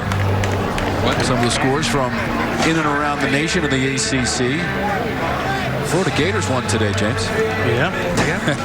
Coach Muschamp coming back in town. Will Muschamp, who used to roam the sidelines and coach those Florida Gators with the Gamecocks, and 0-2 for South Carolina. They lost to Tennessee. How about that Pitt-NC State game? I would have liked to have watched that one. Yep. Pitt had not lost so far this season. And then the former coach here in Tallahassee, Jimbo Fisher, on the wrong end of the 35-14 score right now in the third against Bama. More out of the SEC. North Carolina, BC. You talked about North Carolina in the layoff after the win early in the season against Syracuse. Boston College 2-0. They had to get a last-second field goal a week ago to beat Texas State. And then here on your regional sports network, we saw them in the first week of the season go on the road and defeat Duke. Well, that's another good football game going on right now. And North Carolina, you still weren't really sure what kind of UNC team you had. Sam Howell's an excellent young quarterback, but how good are they? People saying, hey, they might be better than Notre Dame as the number spot in the ACC. Right now, up on Chestnut Hill, BC hanging tough with them. North Carolina's never lost to Boston College's ACC opponents, 4-0, as Cooper remains loose on the bike on that Jacksonville State sideline. Cooper was 10 of 11 and 93 yards for his head coach, John Gross. What was that locker room like, James? Up 7 points on the road in Tallahassee against the Noles. Well, business as usual. You can't get too high. You can't get too excited. And it's, hey, let's go right back out there and treat it like Coach Gross said, is a new ball game, 0-0, and let's go win the second half. And you go home victorious. Remember, this is the season opener, and this is one of 4 games being played by Jacksonville State here in the fall. They're looking to play 7 in the OVC. FCS level in the spring. It will be Mercer, North Alabama, and FIU. This game wasn't supposed to be played until September 2021. You got to be a curveball hitter in college football these days. Here we go. Yeah, this was announced on August 6th, and they will play that matchup next year as well, as Helton comes out of the end zone to start the second half. Helton to the 35 on the return for Florida State. 37 yards. Helton returns it for the Noles to start the third quarter. Nice job by Keyshawn Helton again. He's had the 41-yard touchdown catch, had an excellent return earlier, and a good job blocking by his teammates right there. Setting that offense up in a nice spot, and Coach mentioned it. Coach Norvell there to Lindsey Rowley talked about Jordan Travis, and you got to think a good reason we didn't see Jordan Travis as the starter is because he was banged up. Didn't practice much at all this week, but he looked good, and they needed that spark. Here we go, the second half. What's he got? And here he is again, going deep down the field. The pass is on schedule, and caught at the 15. It's to Marion Terry.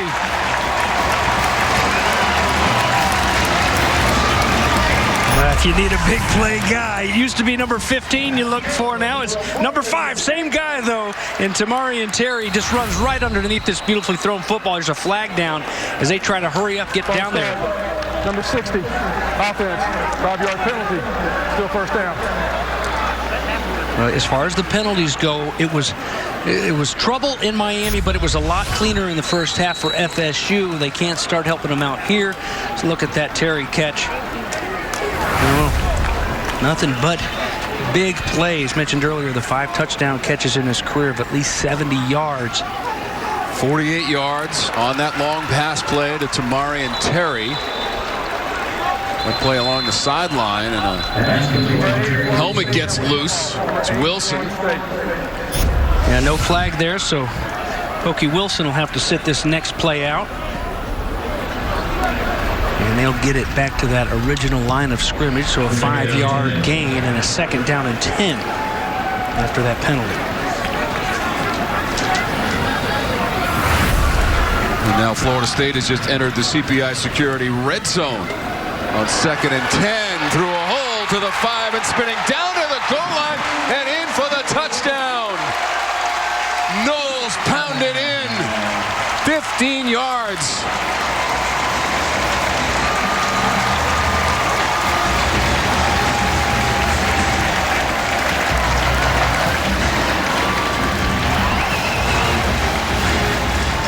I told you, Tom, Weebles wobble, but they don't fall down. 5-8. Previous play is under further review. So it was Webb who took it in, but they're going to look at this. Boy, you know, a Maurice Jones-Drew type of guy. Look at him. He gets through that traffic securing the football. Are you kidding me? Maintained his balance, James. Gosh, that's pretty. He missed him in the Miami game. He was out. Coach Norvell and his offensive coordinator, Kenny Dillingham, said he had an excellent week of practice. And it's paying off for the sophomore. After further review, the ruling on the field is confirmed. Touchdown. Gary Patterson confirming the TD from LaDamian Webb, the sophomore.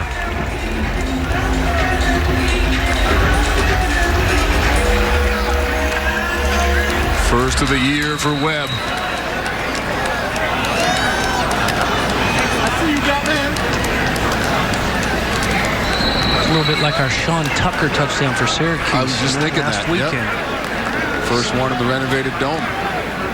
First points of that game. Win for Syracuse at home against Georgia Tech. So Webb finishes off the drive with a 15-yard touchdown run. Just 3 plays and 63 yards. And Webb with the finishing touches. He is not going down. Kept his balance and his poise and powers in for FSU, and we're tied. Now security. All tied up at 21. Florida State has scored touchdowns on its last 3 possessions. 2 late in the second quarter, and their first here in the third. 15-yard run with Damian Webb. Gowdy, the deep man, number 7 in white, at his own goal line.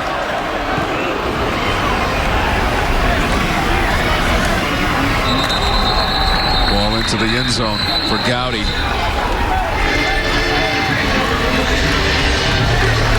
So we mentioned the Sean Tucker touchdown, which was the first points of the game against Georgia Tech.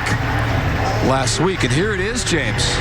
Yeah. I think it was Wanye Thomas defensively, and he rolled over his torso. Yeah, and he had a little bit of help from Wanye because he could roll on his body. But here, it's a spin and put that hand down. I'm voting Webb the winner as we have a spin-off for a touchdown. A spin-off? Okay.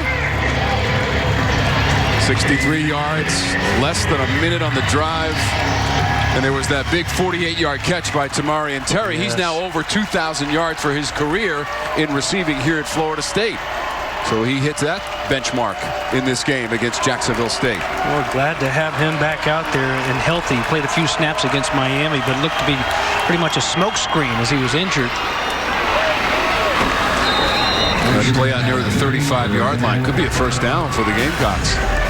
You know, I think that was Russell. Yeah, Russell with the catch. Dave Russell, who had an excellent first half. He's almost like a tight end, not by size, but just by being a security blanket. Just get him the football, and he'll fight his way up there to get you a first down, or at least close to it. And on that first down catch, he moves those chains. They chain crew a little bit late getting down there. 4 catches, 40 yards for Russell. That's Uriah West.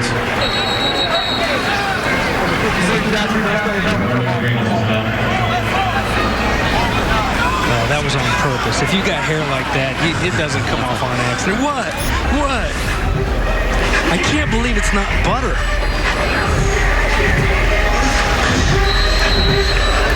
Green with the low tackle there after the 3-yard gain. 2nd and 8 for the Gamecocks of Jacksonville State.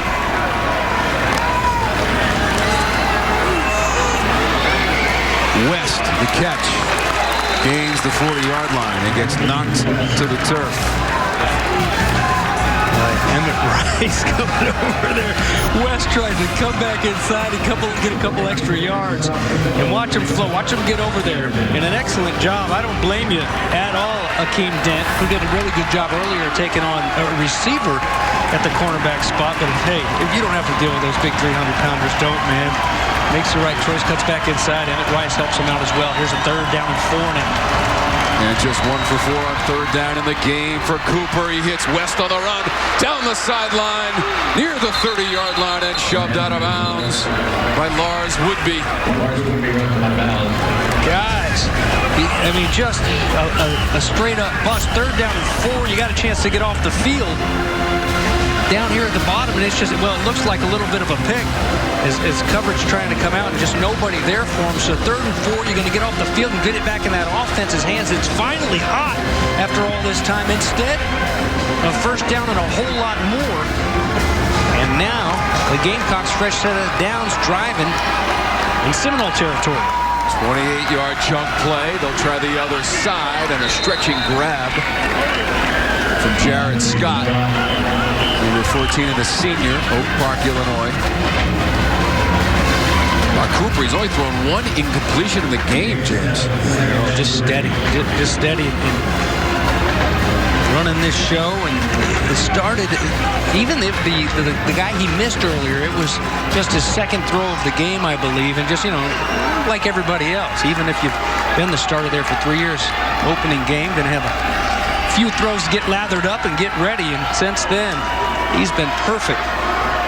Last 2 years for Cooper, he's thrown over 3,000 yards in both 2018 and 19. Wants the end zone. One-handed grab attempt by Ahmad Edwards, and there's a penalty marker. You think when you come up and your shoulder pads are hanging out like that, somebody's been pulling on your jersey. And I can't believe it was only one official that claimed to see it. You put it up there and pass interference. Defense number 8. 15-yard penalty, automatic, first down. Bernardo Green with a fistful of jersey. As Ahmad Edwards, the sophomore, tried to reach for that one.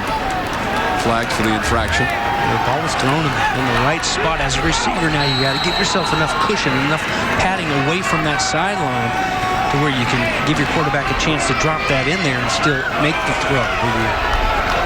That spot where only the quarterback can hit you. So a fresh set of downs. Seminoles helping out now with the drive. They swallow up the run game. Josh Samuel.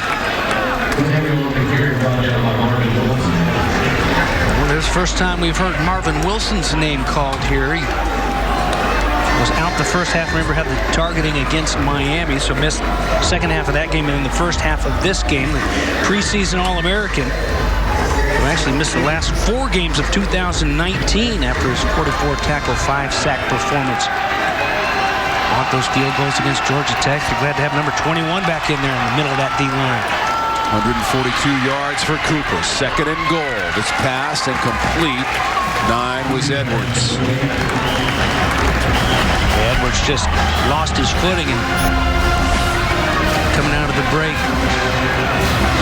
Calls down. Jacksonville State lucky enough to that one goes right up on your couch. Hot potato.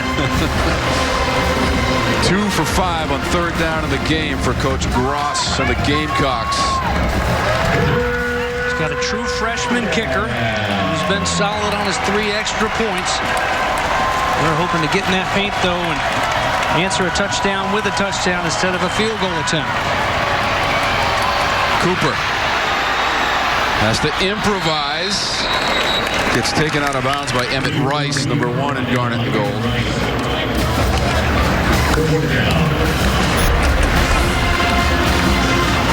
Again, this is a guy that's not quite the Garrett King that they had to try to corral against Miami last week, but a guy that can still buy some time, as we've seen, and takes care of that football. And not enough right there, so a good stand, albeit down near the goal line for this Florida State defense. Here's a hard angle for a kicker. First chance for Karadzic this season, 21 yards away. The snap was not perfect. The kick was excellent. 24-21.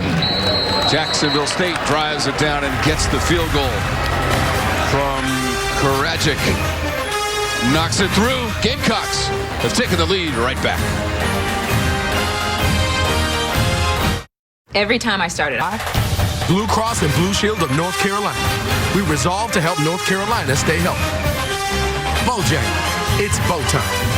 And your local Chevy dealer, Georgia Drive Chevy. The Jameis Winston Heisman, one of 3 in Florida State history. Charlie Ward in '93, Chris Wenke in 2000, and Jameis Winston, part of that 2013 National Championship team and the MVP of the BCS National Championship game. Right before the advent of the playoff college football. It's going to be interesting. As new conferences starting to join the fray. ACC came out of the gate strong. There have been some adjustments made to the scheduling, obviously. But some other teams have joined the national picture. Florida State trying to just get a win. First one for their first-year head coach, Mike Norvell, with Keyshawn Helton to return. 3 returns for 87 yards in the game for Helton. He's averaging 29 yards on returns. And he hasn't been bashful about coming out of the end zone. This is not a problem as he straddled the goal line. He's past the 20, refusing to go down, battering his way, 22-yard line. Keyshawn Helton, impressive in the kick return game today for Florida State. I felt like rolling the dice a little bit there. John Gross deciding to kick it to him one more time. You know, a couple times we've seen he's just been one missed tackle away from taking it to the house and playing with fire, and they do an excellent job. His guys respond. They go down there and drop him right at the 22-yard line. And Jordan Travis and company got to go retake that lead now.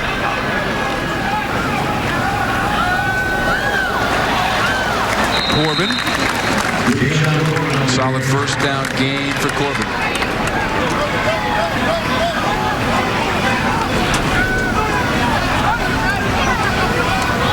Last 3 possessions for Florida State have ended in touchdowns. And that coincides with Jordan Travis coming into the game for the freshman, Tate Rodemaker, who started and played 4 series. That is Corbin once again, a 0 call. An official number in college football this season, James, 0. That's right. DJ Coleman, good job penetrating there on that last play to force this 3rd and short.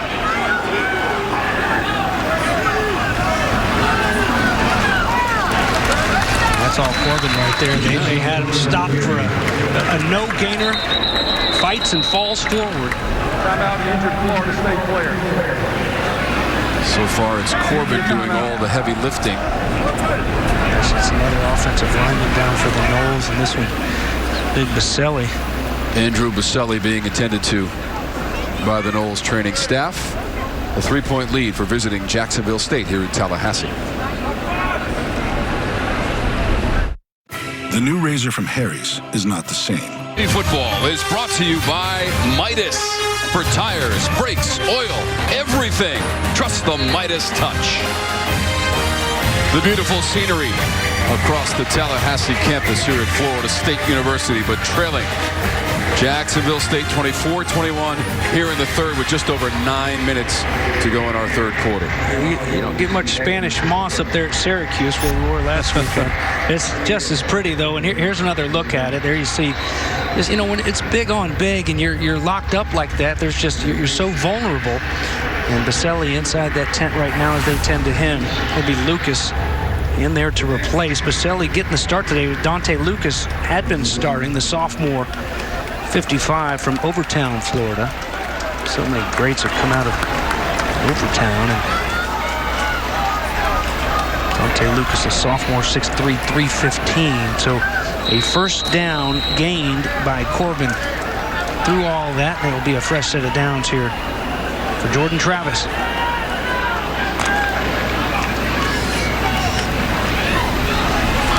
Gonna hand it off. Room to run. Toa Philly.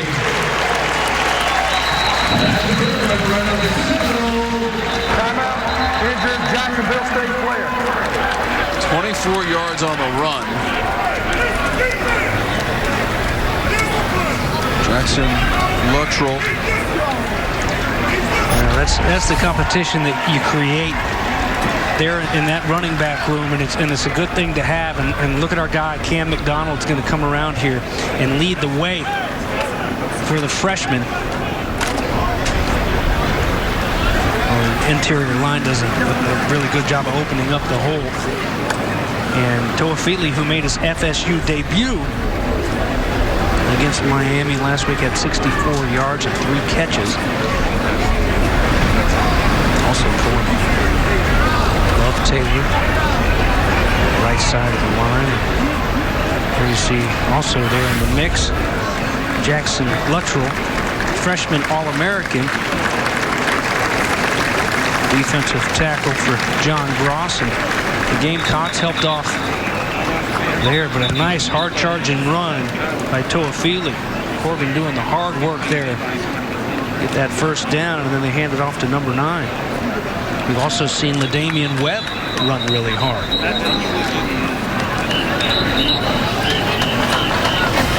88 total rushing yards in the game for Florida State. 50 of those in the second half for the Noles. And first and 10, 8:40 to go in our third quarter. Florida State trailed by 7 at halftime, 21-14. Touchdown for FSU. Field goal for JSU in the second half.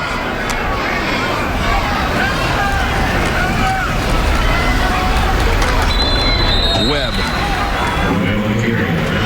He's got a touchdown run in this game, James. You just mentioned. Third quarter, he ran it for 15 yards and kept his footing and got to the end zone for FSU. At the time, tying the game at 21. One of the prettier 15-yard runs you'll see, too.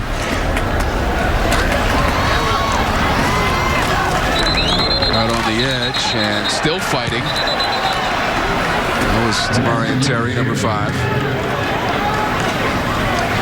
Terry got a little feisty there at the end of that run.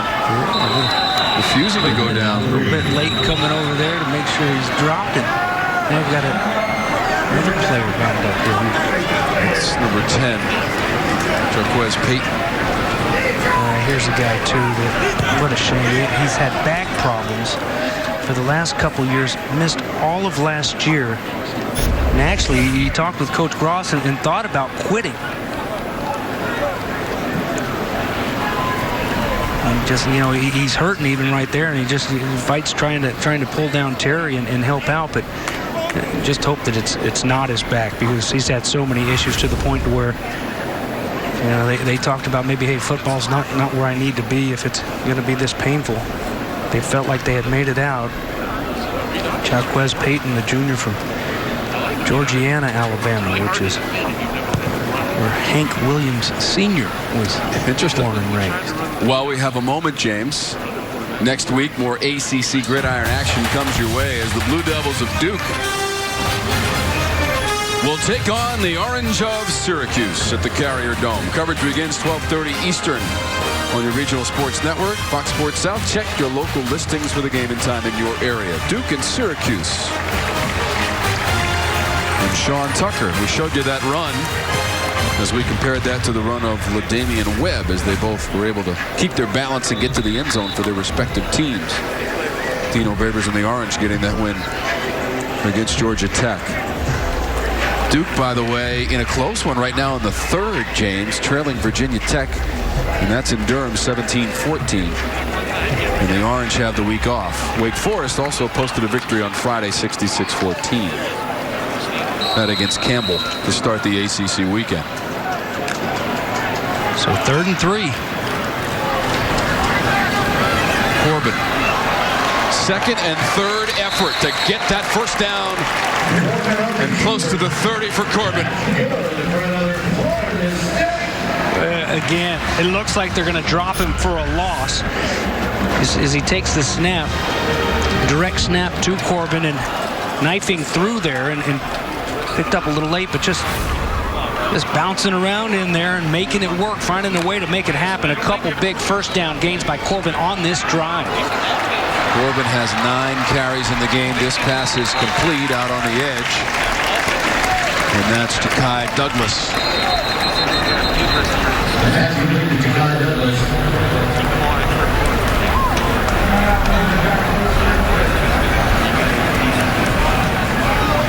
Another Jacksonville State player down on the far side. 2nd down and 1. Second down and 1 is when Jordan Travis hit Helton for that 41-yard touchdown pass. A similar situation and a break in the action, a chance for Orvell and Dillingham to talk it over. And this, that's Harris, who is down for Jacksonville State.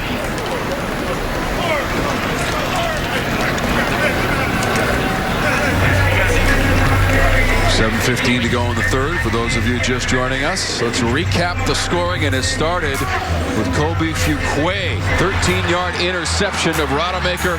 7-0 JSU, James. Yeah, how about the Gamecocks? Opening game this season, and they opened things up with a blaze of points, 14-0 at the end of the first quarter. Hey, Jordan Travis in there, the sophomore quarterback, second quarterback in the game for the Noles, and he makes it count. 41-yard pass to Helton there. And then Zarek Cooper, a 2-yard touchdown run at 21-7. Jordan Travis punches it in. We went into halftime at 21-14. Noles got the kickoff to start the second half and scored right away to tie it up. This is Travis on the 9th play of the drive on 2nd and short. And he's got a first down inside the 20. Just one pass thrown on this drive so far. 8 rushes, another first down for the Noles. And Jordan Travis, who, by the way, that first career TD pass on that long one to Helton of 41 yards in the second quarter. A couple of late TDs in that first half for FSU. They'll try the left side this time with Toafili. Lawrence Toafili, the freshman from St. Petersburg, Florida.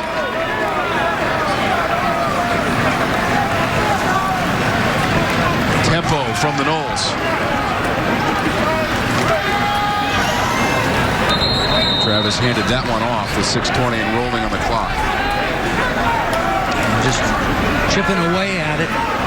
And, you know, it's Jacksonville State defense in this first game, and the first, you know, live game action too. You got to think on this drive, this is a defense that love to get a little bit of a breather. They got to be gassed right now. They got to find a way to hold this Seminole football team, keep them out of the end zone on a 3rd and 3 again. 7 of 10 for Travis through the air, 139 yards, and the touchdown to Helton. And 3rd and short. We'll toss it out. Toafili inside the 5 to the pylon and in for the touchdown. Lawrence Toafili, TD Knowles.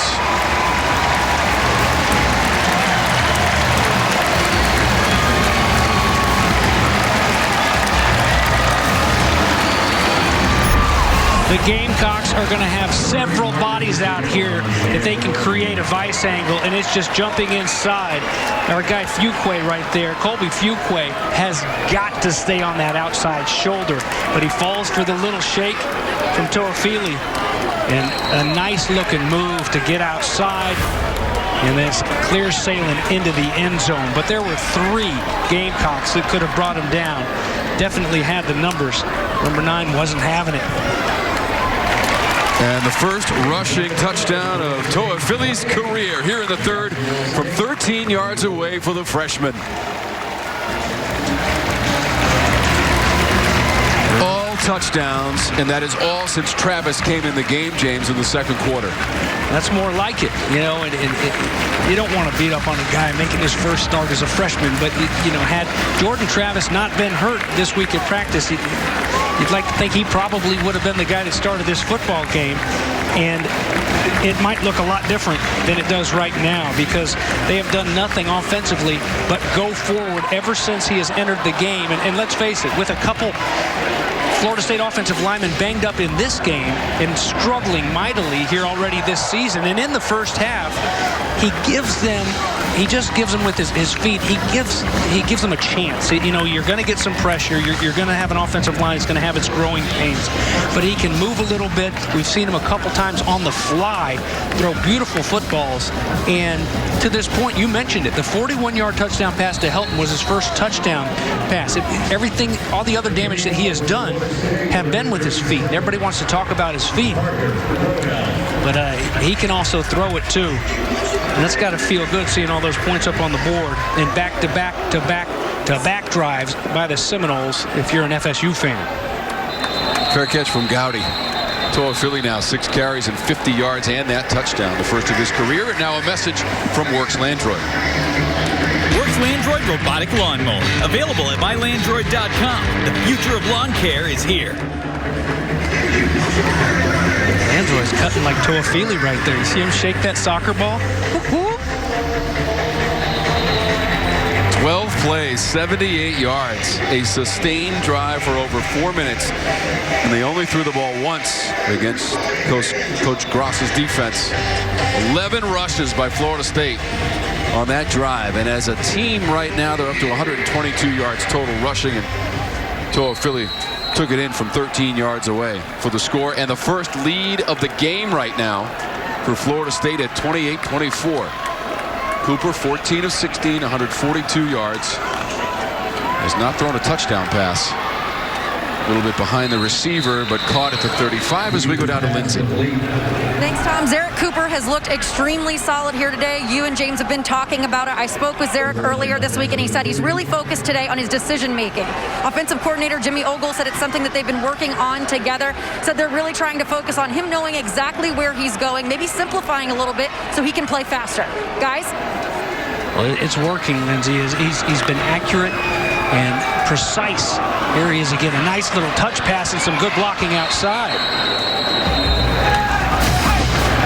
Talking about a quarterback in Zarek Cooper who is approaching 7,000 career passing yards and 3rd in school history at Jacksonville State.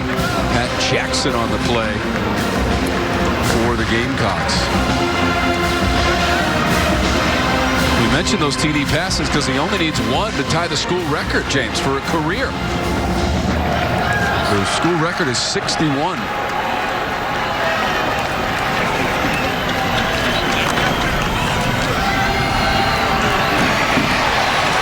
He goes down at the 40. Not enough time to get rid of that football for Cooper. Good job by Florida State. They had 1 sack coming in. I believe that's their 2nd sack of the game. Nice job covering initially and not much time at all for Zarek Cooper. He's got to tuck it and lunge forward a little bit, but here's a big 3rd down and 5. John Gross knows it because Florida State right now is rolling offensively. They were in a similar situation just moments ago here in this 3rd quarter. And Florida State let him sneak one out the backfield for a big gainer. We want to get off the football field right here. Who's going to make a big play? 4 receivers set for Cooper. He'll put some touch on this one down the sideline. Receiver and defensive back tangled up just a little bit, but it's a clean play, no flags. Looking for Russell, number 80. Amari Gaynor, Asante Samuel in that secondary for Florida State. Yeah, John Cross says there may be no flags, Tom, but that doesn't necessarily mean it's a clean play. There you see the grabbed it. And, you know, and Asante Samuel Jr., he needs to learn from Pops. You got to wear the white gloves when your opponents have the white jerseys. That red glove stands out a little bit right there. Got away with it, though. Still looking for interception number 3. Player from Sunrise, Florida, Asante Samuel Jr. That'll bounce near the 20. Helton fields it near the 6. Gets away from a couple tackles, and then he's taken down short of the 10. Second half action. Florida State picking up right where it left off in the first half. Absolutely. There's the nice throw to Terry, 48 yards from Jordan Travis. And there he is, Webb, rolling his way into the end zone. There's your field goal connect from Karajic. 21-yard field goal, but then turning the corner and blasting his way to the end zone. Lawrence Philly, 13 yards in his first career TD run in an Olds uniform. 21-14 was the lead for Jacksonville State at halftime. Florida State trying to keep its record against the football championship subdivision perfect on the sidelines. Wilson broke away and broke some tackles. Wow, get it out there to him in space. And Pokey Wilson making a few guys miss and almost making it a great big play. Cue up the fireworks. Got some buddies over there helping out, including Tamari and Terry. Nice play on first down. And 17 yards on that play. Here's Corbin going second level. Beyond the 40, up to about the 43-yard line. Jay-Sean Corbin, the sophomore, Rockledge, Florida. 16 yards on the run, Corbin. Putting the pedal to the metal right now. Florida State, you got them on their heels. And there you go, see the creativity and just getting out there, almost sandlotting it on the fly. Pitch out there on the run from Jordan Travis to Wilson. And they've got a defense that's already gassed here in the second half on their heels. They've given up 4 touchdowns in a row on 4 consecutive drives, and the Noles want more. Wilson's the leading receiver with 7 catches for 55 yards.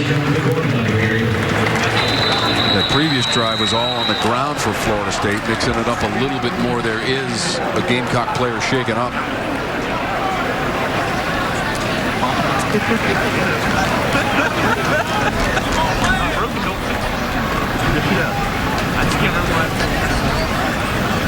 That is the 5th player to go down for the Jacksonville State defense this quarter.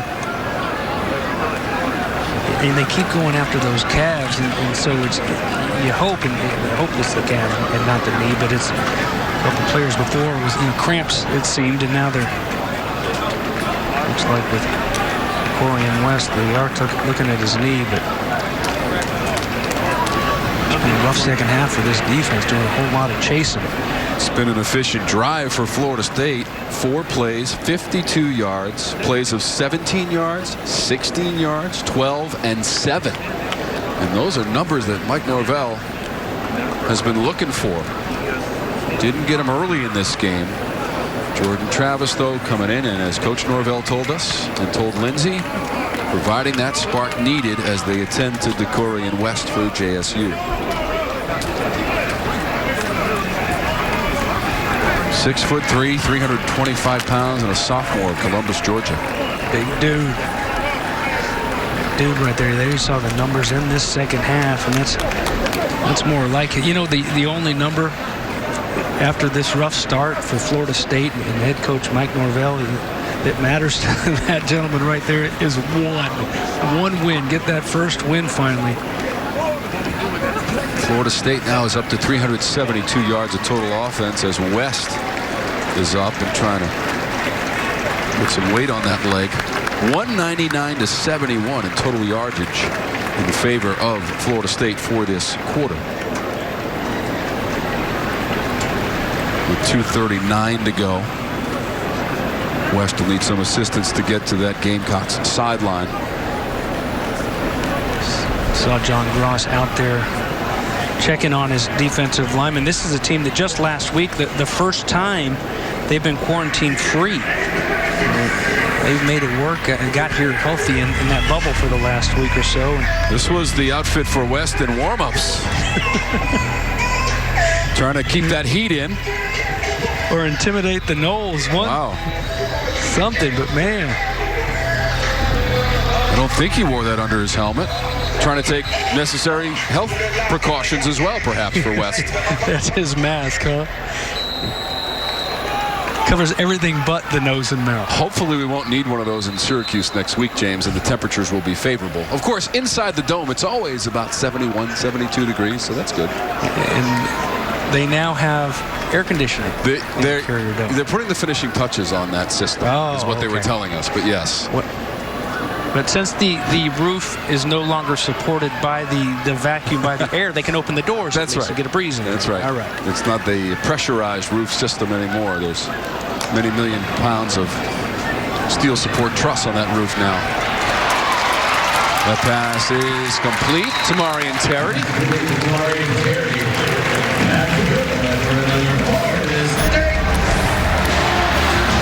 There's the ISO over there. Just you got to respect the speed. I mean, you can't help but give them cushion.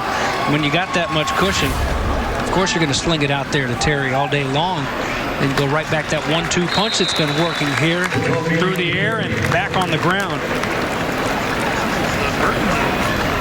Prior to that run, that Terry catch is 5th of the game for 71 yards. That now gives him 106 career catches in his incredible Florida State career with Demarion Terry. Runner bounces off the pile. Toa Philly. They chase him down on the edge.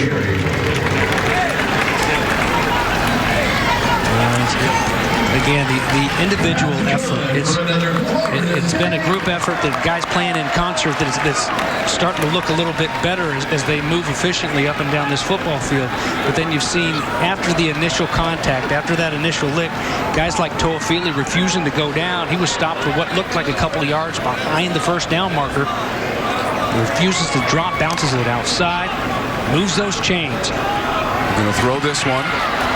Helton trying to muscle his way to the 10-yard line. And out right near the 10. A lot of high percentage passing plays for Jordan Travis on this drive, James. Well, and they're working because you've got the run working. You know, when the run works, when one thing works, everything seems to work. And you got to freeze. You can't go running out of there on a play-action pass. Jordan Travis near the 5.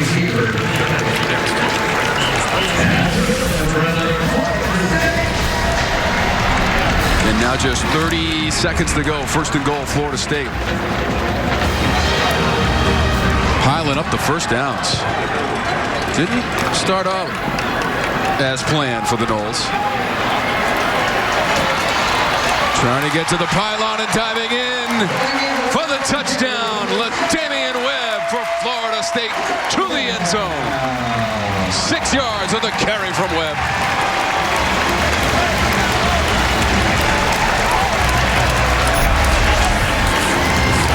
The Jones College transfer. Hey, look at Jordan Travis trying to get out there and get a piece of one of the defenders to lead the way for LaDamian Webb. Touchdown number 2 for number 8.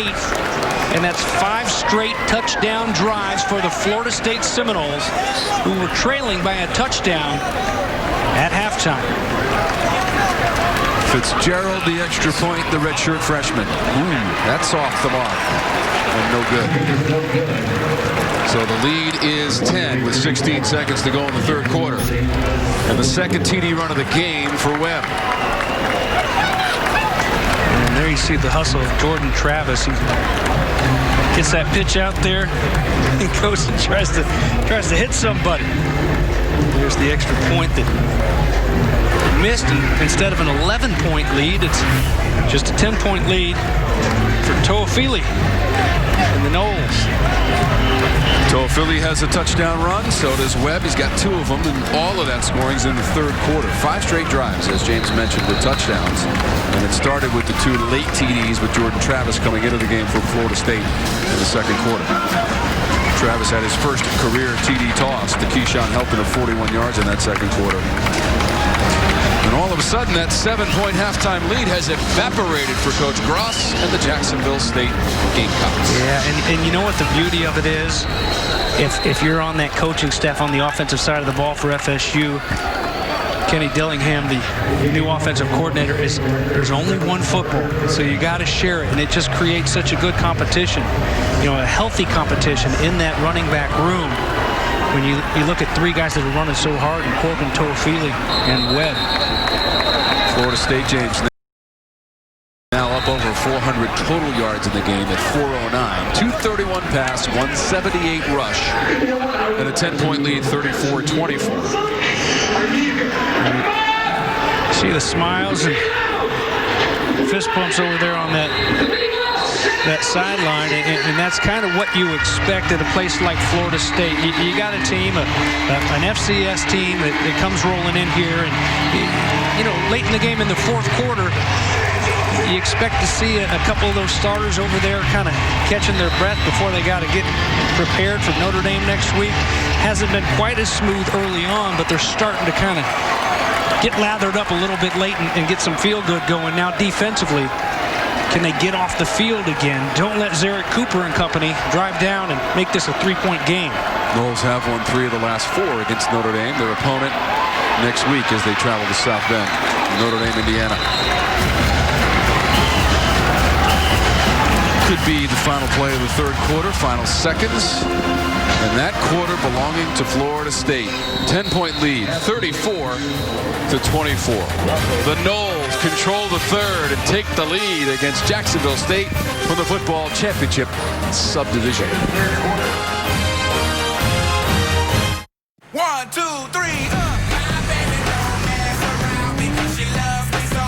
With the lead over the Gamecocks.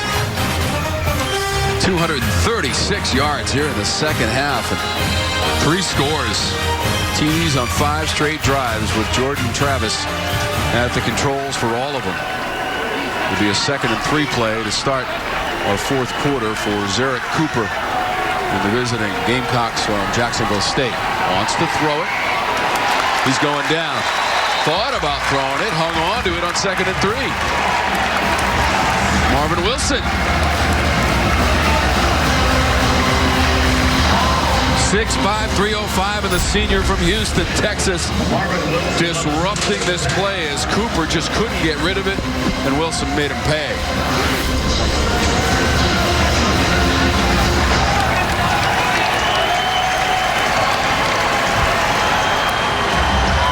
Third and 8. Just 2 of 7 on third down conversions. JSU.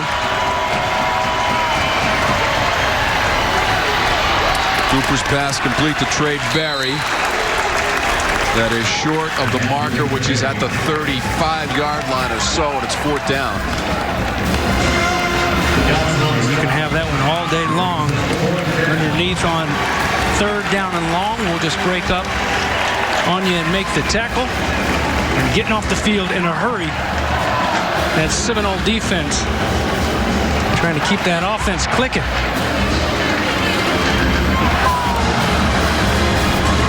Just a flip of the switch in the second quarter and a change at the quarterback position.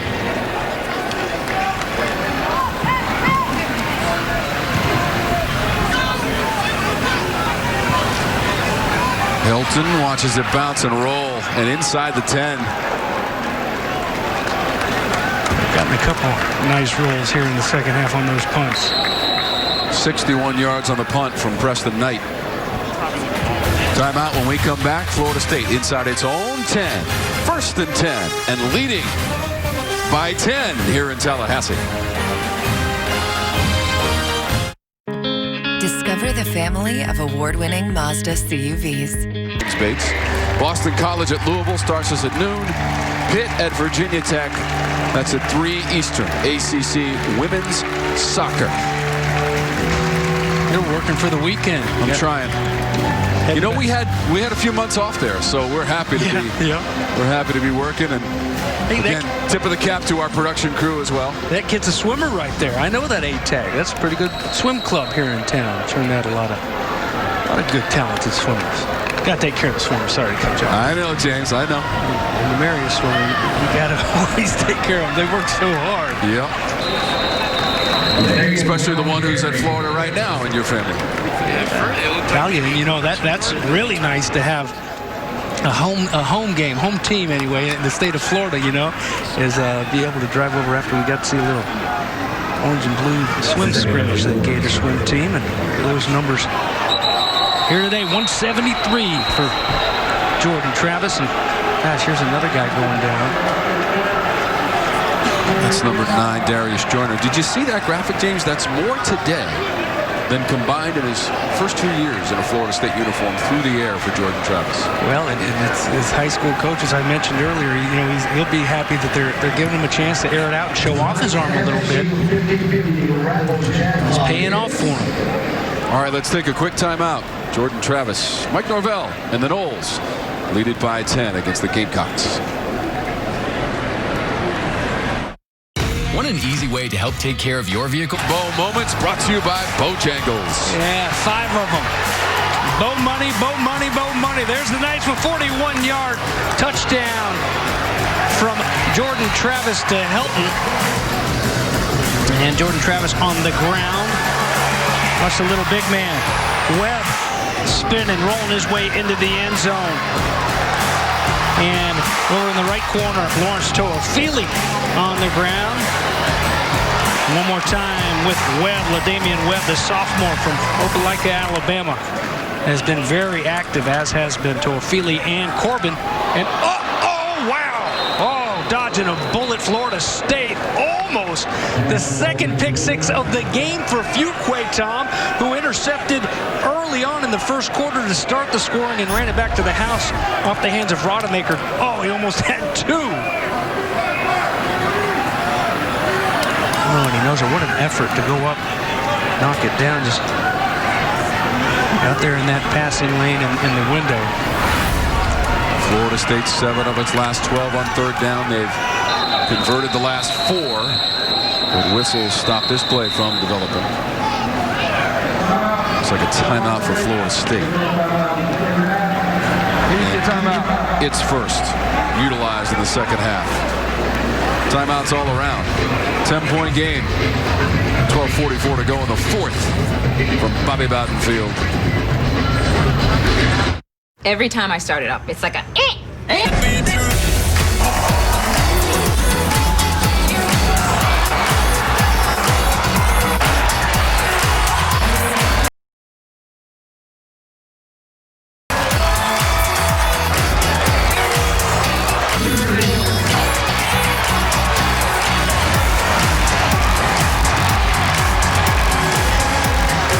Touchdown runs in the third quarter. LaDamian Webb of 15 yards and 6 yards. Here we are, 34-24, 12:44 to go in our fourth quarter.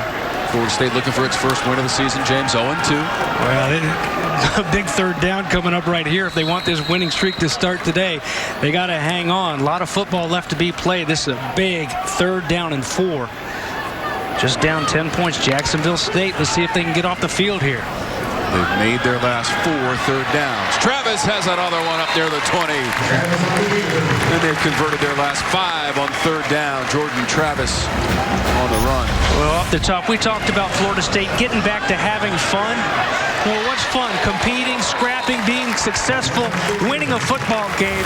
Takes a big pop, but he gets up with a big smile ear to ear because we'll be able to eat a little bit more of this clock off here in the fourth quarter. That's a big first down pickup.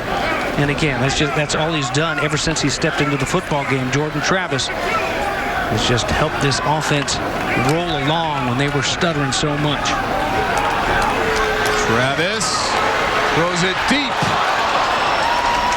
Incomplete to Tamari and Terry. Couldn't catch up with that one. He does have 5 catches for 71 yards, but that's incomplete. And back there was Nicario Harper. Well, if he has just a couple more seconds to get some air under that football, that is number 6 of 70 yards or more touchdowns in the career of Tamari and Terry. It's just the rush was there. Travis had to let it go a little bit too fast. So 2nd down and 10. It's an amazing number you just put out there, James. Those long TD catches from Terry. This one to Douglas. You're talking about winning streaks as there is a flag on this play. Gary Patterson has got the mic. Holding, number 6, offense, 10-yard penalty. Repeat 2nd down. Keyshawn Helton is number 6. The winning streak against the FCS, James. 25-0 all time against the football championship subdivision for the Noles. There's a look at the hold right there, easy to see. And that's one thing that FSU didn't do against Miami. Not that it was the only difference. They ran into a buzzsaw down in there in the bottom against the Canes, but too many penalties there. And penalties would have killed these drives in the second half, but they played clean football. You got to keep it clean. They allowed Miami last week over 500 yards of total offense to a Philly on the carry. He's got a TD run in the 3rd quarter. The last scare against an FCS team, you have to go back to September of 2018. They beat Samford 36-26, but it was Levante Taylor, an interception late in that game, and led to the winning points. Took care of Alabama State from the championship subdivision last year, and that's Travis. Nimble and crafty, and he'll allow himself a little bit of a smile after the run, but there is holding a flag. Offense, number 68, half the distance to the goal. Repeat 3rd down. Watch at him out there, just making plays, and he feels so comfortable out there. Nobody to the right, he's going to roll, and he's really got a two-way go. Hey, he could have thrown the football, instead he turns him into a blocker for him, and he knows what he needs to make those sticks, but instead with the hold, they're going back the other way, and that's a tough one. Now it's 3rd down and forever. Just take care of the football here. Don't give him that short field on a turnover. Pretty good on 3rd down, 9 of 14. This is 3rd and 20, though. Travis. He'll tuck it. It's thumped out of bounds near the 25-yard line. He's playing with confidence, though, James. Well, he really is, and it's infectious. It's rubbing off on the rest of his teammates. You can have a Terry with confidence, or McDonald at tight end with confidence, but coming from a guy that touches that ball every single snap, you want your quarterback to have more confidence than anyone on the field. It's a little short there on 4th and 4, and so chance for Jacksonville State again. Charleston, the deep man, 25-yard line. Nowhere to go. Covered by the Noles. 10-13 to go in the 4th. Gamecocks have the football when we come back, but the Seminoles have the lead, 34-24. Introducing Checkers Smoky Barbecue Bacon Butte. This game isn't over with. They're over 10 minutes left. It's only 10 points separate these two teams. And this is an old defense got to get back out there and get another stop, which they've had more and more. They've done a good job on the 3 and outs here as of late. Have not lost to the football championship subdivision. We told you about that game a couple of years ago against Samford. That was a close shave. No problem with Alabama State out of the FCS last year, a game that we got to call with Odell Higgins as the interim head coach. He's still on the coaching staff. And I'm glad, too. Good for Florida State, good for Odell. He's now the longest tenured assistant because Bud Foster, defensive coordinator for Virginia Tech, retired last year. So Cooper trying to get something rolling. He'll do it on that play up the sideline. That looked like West. Odell Hagen's a big dude, though. I don't think that lunchbox that Wow. Foster carried around. That could carry enough lunch for James. Jacksonville State is having its troubles with injuries here. Players continue to go down. You know, give them all the credit in the world. This is their first game of the season. P.J. Mixon, number 76. I mean, their season was totally up in the air. They're going to play 4 games in the fall. That's Mixon trying to come over and make a block on number 7, Jarian Jones. There you see him at the 25, and he goes airborne, and boy, he was trying to put the hurt on Jones. Instead, Jones able to dodge it, but in the process, the big man banged up and transfer from Western Kentucky. They've got a couple of those on the team. Looks to be all right. That's a good sign. Nobody helping him off. So, James, you know, we've promoted a couple of times that next week we'll be at the Dome for Syracuse and Duke. Duke is now late into the 4th quarter with Virginia Tech, which won last week. 31-28. Virginia Tech has the football and the lead, but that's late in that one for the Blue Devils, searching for their first win of the season. So we'll see them next week against the Orange. They're 1-2 on the season after their win against Georgia Tech last week. In this crazy season in 2020, and once again, we commend everybody involved, the schools, the conference, the support staffs, the folks here in Tallahassee, and our production crew and all the stops along the way in the ACC, and what an incredible job they've done so that we can play college football in 2020. I hear you, partner, and you know, and it feels good to go call it a game like we did up in the Carrier Dome last weekend, but it's even nicer to have some butts in the seats, if you will, and have some fans here and able to cheer on their Noles as they try to turn the tide. And there's a nice stop talking to turn of the tide, turning back that running back defensively for Florida State. So a 2nd down and short. Nothing doing. Let's see if they can do the same on a 3rd down and short. Just 2 of 8 on 3rd down. Cooper flush from that pocket, slides past the 40. That should be good, up to the 42 for a 1st down, Zarek Cooper. And we're talking about Syracuse. Syracuse is the last team to defeat Clemson in the regular season. That was at the Carrier Dome. Cooper was in that game. He had to come in for Kelly Bryant, who was injured in that game. That's going back a ways now, because Clemson's won 31 in a row and going for 32 in a row in the regular season against Virginia today. Cooper, the Clemson transfer, wants to throw. Under pressure and just got rid of that one. Late flag there in the backfield, probably a hold. Personal foul, roughing the passer, blow to the head, number 11, defense, 15-yard penalty, automatic 1st down. Janaris Robinson is number 11. I didn't see it live, but this one, hold your breath here, Seminole fans, because remember, they can go back even though they didn't call it targeting. The blow to that, okay. I mean, tough for Robinson. He already had his arms up in the air, James, and tried to steer away, but just couldn't do it. Quick conversation with his head coach. Very quick and one-sided, as they often are. Coach, I tried to steer away, but I just couldn't do it. I had to give him the Hong Kong Phooey on the neck. Letter of the law. Foul against Florida State. This a long pass down the seam, intercepted in the secondary near the 10-yard line. Asante Samuel Jr.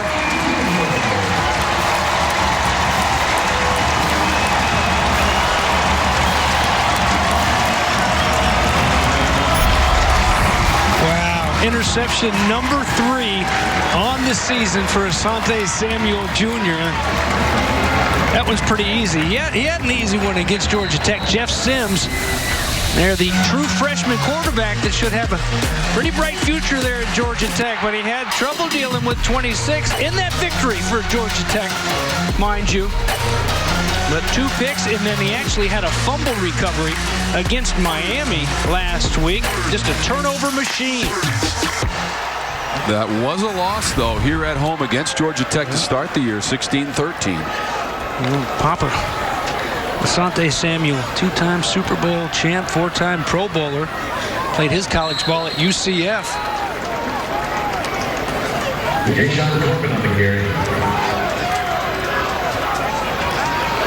pretty good talent around that time. A couple years ago down there in South Florida at the cornerback position. That Pat Surtain, cornerback now at Alabama. Played down there at American Heritage High School. Asante Samuel Jr. went to St. Thomas Aquinas. Dad had a couple of Super Bowl rings, James. 11 years in the NFL for Asante Samuel, most notably perhaps with the New England Patriots. Saw that news. Their game got postponed. It's supposed to be tomorrow. Cam Newton testing positive for COVID-19. Fourth quarter, 7:42 to go. Mike Norvell had to go through that as well. Last week he had to watch his team play at Miami, testing positive for COVID-19, up to full strength this week, and trying to lead his team to victory. And I think he's found his starting quarterback for the time being, James Bates. Not James Bates, Jordan Travis. He doesn't want that. Yeah. He doesn't want that. I think the folks around here remember you from 1996. Don't you think, James? Yeah. Maybe not fondly. Well, regardless, they don't want me throwing the football. And how about this, man? Jordan Travis, just gritty, just finding a way to get those chains moving. Hey, let's not flirt around with this. I mean, that's been the game changer right there for Mike Norvell. Is Jordan Travis. I mean, he knows what tradition exists here at Florida State, James. 3 times national champs. 93, 99, 2013. In the title game in the Sugar Bowl in 96 against Florida. You know, to come over here and to watch the highlights of all those wonder years here in Tallahassee, it gives me the chills. I mean, just Charlie Ward, Warwick Dunn, Derek Brooks, you know, even Sebastian Janikowski. It's like, you know, these guys, it's just fun to watch them up on the Jumbotron, and that's where they're trying to get back to. They're taking a look, make sure that he did gain the line needed for the first down. I mean, you know, just sacrificing his body, and we've seen him go out there and try to do it blocking. You know, James Blackman's dinged up a little bit, and Jordan Travis didn't practice much this week because he was hurt a little bit from the Miami game. And still, he's going hat to hat. Maybe the pride was the most thing that was hurt last week against Miami, but that is now a distant memory, and trying to establish a winning tradition this season. A good place to start against this Jacksonville State program, which had the lead early on. It was it was dicey, as they like to say. Well, it's still, this game isn't over. A 10-point game, anything can happen. But you know, with all due respect, that Miami game, I don't know if it'll ever be a distant memory. I mean, I looked at this field every time I come here. I remember the choke at Doak. We were up 31-3. They came back and tied it. And, you know, it's just those rivals, it feels so good to beat them. But unfortunately, it's one of those deals where you remember the bad times sometimes a little bit more even because it eats at you. First down stands. The official review complete, and a first down for Florida State. So Jacksonville State went up 21-7 in the second quarter. Florida State has outscored them 27-3 since that point. 34-24. 6:50 to go in our game.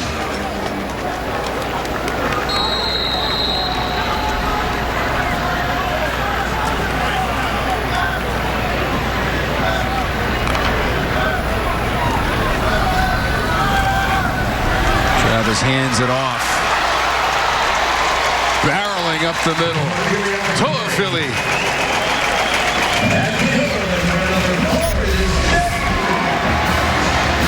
You know, this gives this offensive line, you know, a chance to go back and look at some things. Hey, when we're working together and we're getting a hat on a hat and we're moving people around, this is what we can do. And you know, it's a pretty decent defense that they've gone up against. We saw that in the first half. So maybe one of the most important things you take out of this game is that you've gotten an offensive line that's had a little bit of success here in the second half. 238 rushing. Toafili got 20 on the previous run. This is Corbin. So we've seen Corbin, We've seen Webb and Toafili, and both Webb and Toafili have taken it into the end zone. Webb twice in this game. Last year, they made that rule that you couldn't write on your eye black anymore. Corbin's got some writing on his eye black. I'm not trying to be the eye black police. I'm just trying to make sure I remember the rules. Florida State a year ago was 6th in the conference in total offense. They averaged just over 400 yards total per game, and 9th in scoring, about 28 points per game. Near midfield on the catch to Marion Terry.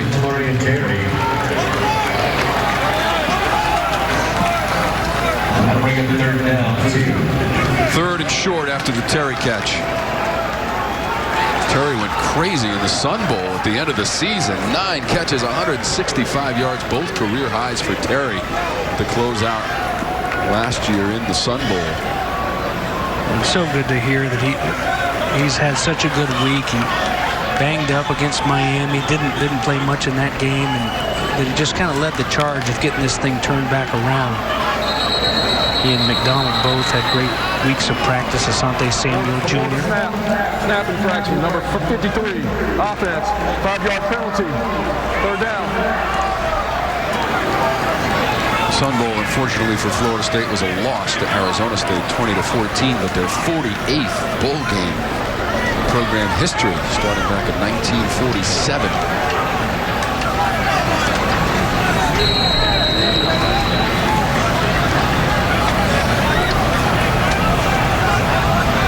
We've got 3rd and 7. The ball at the 46 of Florida State.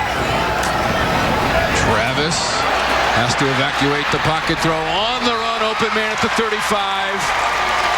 Dancing at the 25-yard line, Wilson. First down and more, Florida State. Great job. Fuquay comes on the blitz. They pick him up. And Jordan Travis spills out of that pocket. And that's really where he seems to be at his best, when he's just creating on the fly, on the run, and just setting up shop right there on the sideline for his quarterback is Pokey Wilson, who's had a nice game. Injured Jacksonville State player. And it is Fuquay. Fuquay down for Jacksonville State. This play went for 31. There you see it was LaDamian Webb doing a good job on the blitz pickup.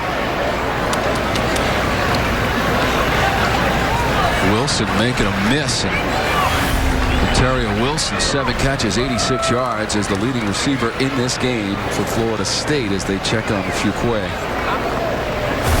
Scores in and around the ACC. Told you about that NC State victory on the road at Pitt by a point. Wake Forest won on Friday night. North Carolina defeats Boston College, so North Carolina's 2-0. BC first loss of the season. And they're now in the 4th, and it's a 10-point difference. Virginia Tech and Duke. We'll see Duke next week at the Dome. And coming up at 8, Clemson and Virginia. Rematch of the ACC championship game from a season ago. Should be interesting. You know what? It's good to see here Fuquay pop up. I just got really sad, Tom, because I like going calling those games up at Boston College. And part of the reason they always have that great clam chowder in the press box. There's no way during COVID times that they're going to have soup just sitting out I don't think so. I just hope they let us into the building. Yeah. You know, we're happy to go wherever you want to send us to call ACC football this season without question. And if you can give us soup with a lid, that's just a bonus. James, no soup for you in Chestnut Hill. I know. Okay? No soup for anybody, really. But that's all right. That's a minor detail. But you can't have a trail mix bar and a sanitary wipe. Yes, I'll take it gladly.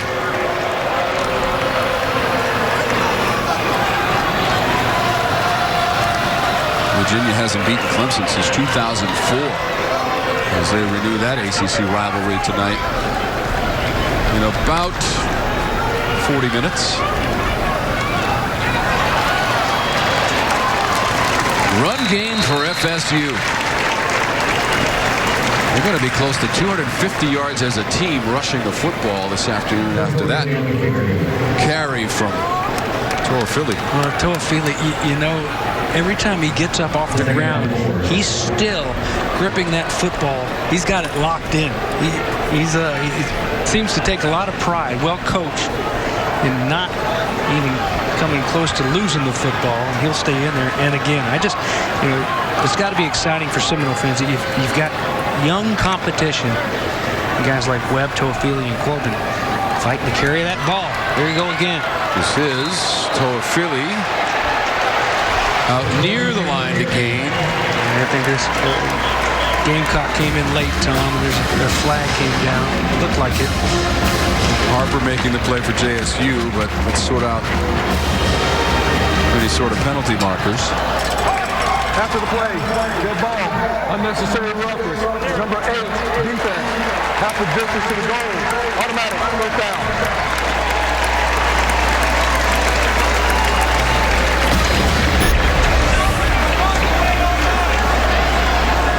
Yeah, you know what? They could and should take a look at it. And, it's a 4-game season, and Macario, Harper hoping that they get this ball snapped before they decide to take a look at it, because that's the definition of a targeting call right there. And I don't think it'll happen. I think they're going to take a look at it, unfortunately for Harper. But those are the rules. You got to avoid that hat, and especially on a late hit. And the transfer from Southern Miss, and with 2:50 left in this game, is maybe going to miss not only the last 3 minutes of this game, but the first half of the next one. And they've only got 4 to play in the fall. Macario Harper is number 1. And there's the hit right there on Toafili, who, by the way, has 12 carries for 99 yards and a touchdown.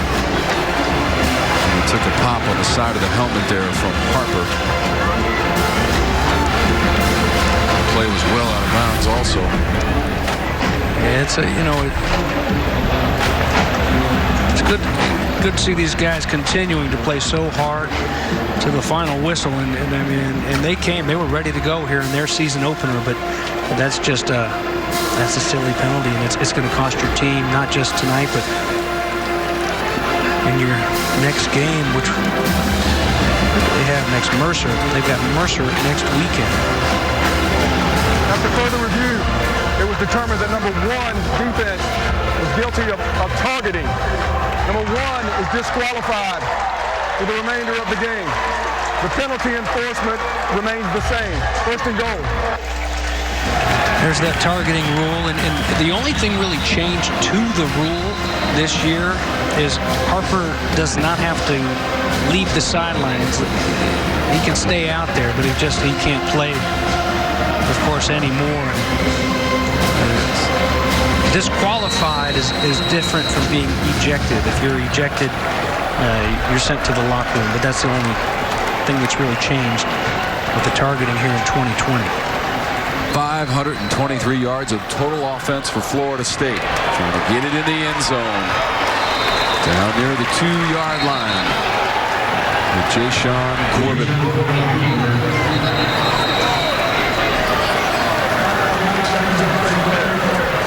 Look at that sky beyond Doak Campbell Stadium.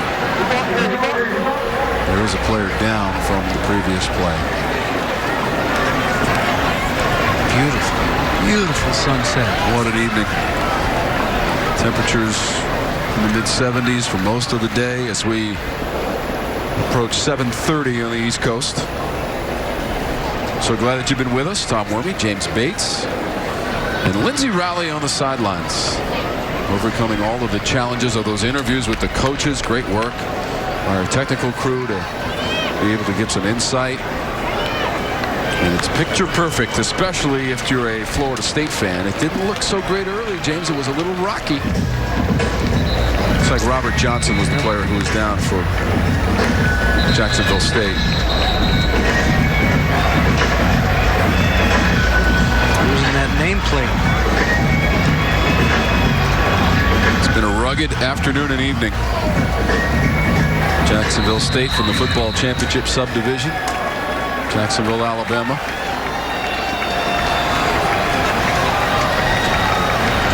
Looking for the end zone and in. Jayshawn Corbin Touchdown, Florida State. Couple of yards on the run for Corbin.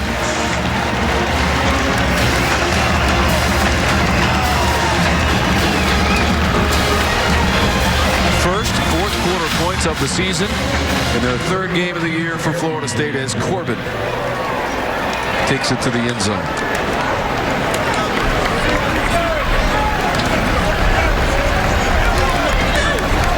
It's now 5 rushing touchdowns. Travis has 1.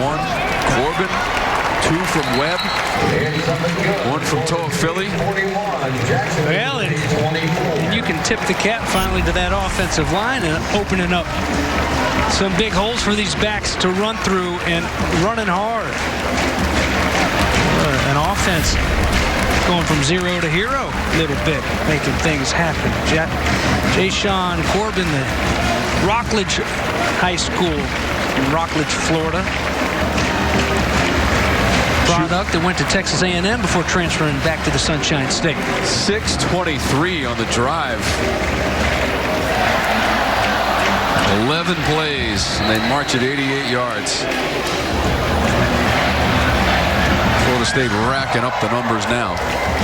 256 on the ground, 273 through the air, 529 in total, and they've allowed just 251 to Jacksonville State, which led 21-7, 14-0, 21-7. But Jordan Travis coming in that second quarter, James, was the turning point in this one. He's been the linchpin for Mike Norvell and the Noles today. Yeah, early on we said, hey, maybe this is the spark. He's turned into the fire. They needed a fire lit under him offensively, and he's been exactly what the doctor ordered here for Florida State. Doing it on the ground, just the balance that they've created with these backs, letting that offensive line get into a little bit of a rhythm, a nice tempo, and just creating when there wasn't something there, when the blocks didn't come, when the pressure was there on the fly.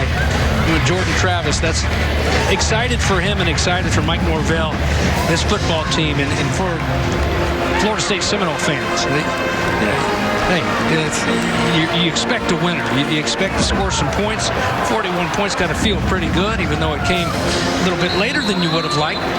And most importantly, to get that win in the win column, figure out a way to put together a nice-looking game plan and go chop down the Notre Dame Fighting Irish. Boy, wouldn't that be pretty?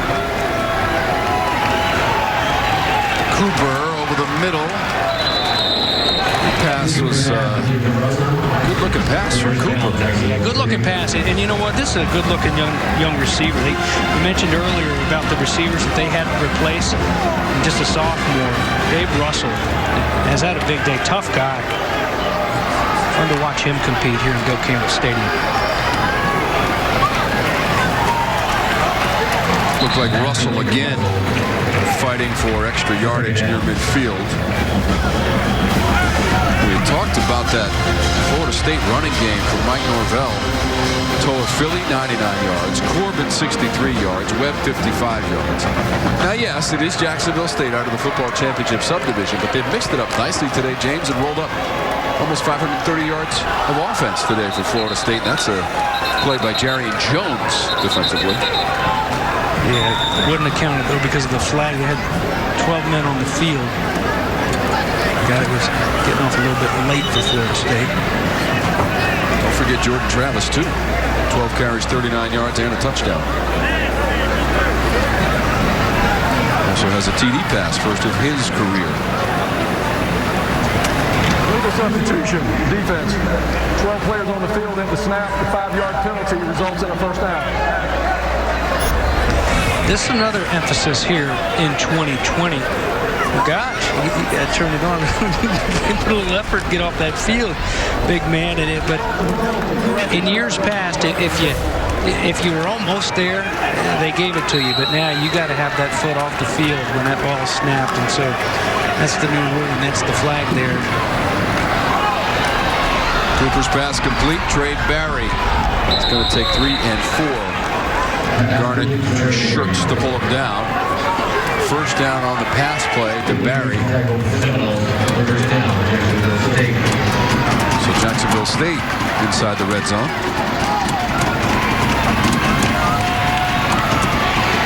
Cooper sliding near the 13. Got to be careful there with that late dive. The quarterback gives himself up when he goes feet first like that. You get a flag, and just learn from it. Don't let it cost you later in the season in a tight game. Cooper's gone over 7,000 yards passing in his career with his effort today of 203 yards, 21 of 26. Jacksonville State. 47 seconds left on the clock, and the Gamecocks will use their first timeout of the second half. Well, Tom, Jacksonville State, of course, not to be confused with Jackson State, but you think they're trying to get Jackson State in prime time to bring his team into town, back into Tallahassee? You imagine if prime time comes to town? That'd be pretty cool. Deion Sanders, new head coach there at Jackson State. And maybe the only thing to be decided is if Mike Norvell is going to get drenched by his players with one of those drink containers. We'll see. We saw Jeff Hafley got it when his team went to Duke. They got their first win of the season. Well, one thing's for sure. If they do it, it won't be Gatorade. Those are fighting words around here. It's Powerade town. Yeah. There you go. So that was Coach Hafley's first career victory. And Mike Norvell trying to get his first career win here at Florida State. Hafley at Boston College. Pass incomplete. Now 44 seconds to go. 2nd and 7. 3rd and 7 now after the incompletion. I mentioned that the points coming a little bit late for Florida State, but they'll take them. But 0 points in the first almost 24 minutes of this game. And then the next 35, 41 points. They've just poured it on. Now they're trying to keep this Gamecock team at 24, not let them add to it. Flag is down. Florida State had only scored 23 points total in their first 2 games. Losses against Miami and Georgia Tech. Offside, defense, number 55. 5-yard penalty. Still 3rd down.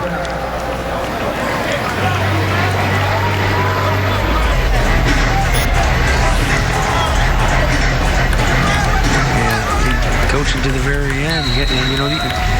These are lessons, and when you don't have a spring practice, when you've had to be out yourself, coaching from a Zoom call monitor, watching practice every opportunity till the final whistle. You got to keep coaching them up. Cooper down near the goal line. Miscommunication. Trey Barry perhaps was closest to that one, and now it's 4th down. JSU. Once again, we'll be at the Dome next week for Duke and Syracuse. ACC football on the Original Sports Network.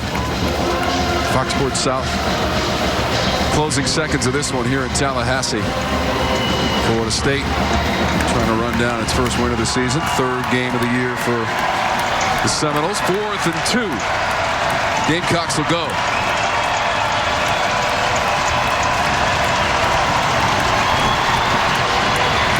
Cooper extending the play to the end zone and a touchdown. Back of the end zone and caught. Jared Scott's number 14. There is a flag on the play. Ineligible downfield, number 60. Offense, 5-yard penalty. Repeat 4th down. Take the TD off the board for Jacksonville State. Yeah, when it takes that long for something to develop, a hold or an offensive lineman downfield is almost bound to happen. And a good job, all for naught, by Zarek Cooper, buying some time, and receiver Jared Scott really working for him. Shoot, even Deion Sanders, he can't cover someone for 30 seconds like that. A lot to ask. Got a 4th down and 7 here now. And they ended with a bang defensively. Cooper's pressured. Able to get away and throw. And short hops it near the 2-yard line. Incomplete. Turnover on downs. Coach Norvell and Florida State.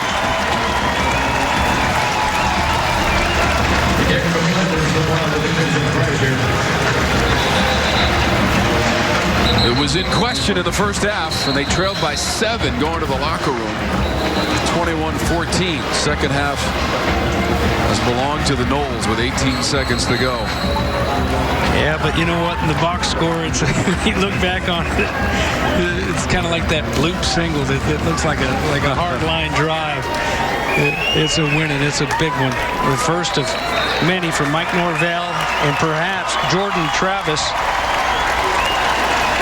39th career win for Norvell as a head coach. John Gross, his team played very well. Yes. Especially in that first half. A worthy opponent today, but now 26-0 for Florida State against the football championship subdivision. 529 yards of total offense. Very balanced, James. 256 on the ground, 273 in the throw game for FSU. You know, and as much as Jordan Travis helped with his arm, it's the running game and an offensive line that came around that really, you get that running game going, and then a lot more of that machine starts to work. Play action pass and the legs of Jordan Travis combined with that arm. That's where it really gets dangerous, the way he can run and throw on the fly. And let's go down to Lindsey Riley. Coach, congratulations. First win with Florida State. How does win number 1 feel? It was great. I mean, especially how it was done. You know, obviously we didn't start the game the way we wanted, down 21-7, but, I thought our guys did a tremendous job at responding. Fought till the end, and, that's what we're hopeful to see. And, I'm really proud of this team. You touched upon it. Your team started this game down 14-0. What do you think of the way that they battled and showed that mental toughness to come back?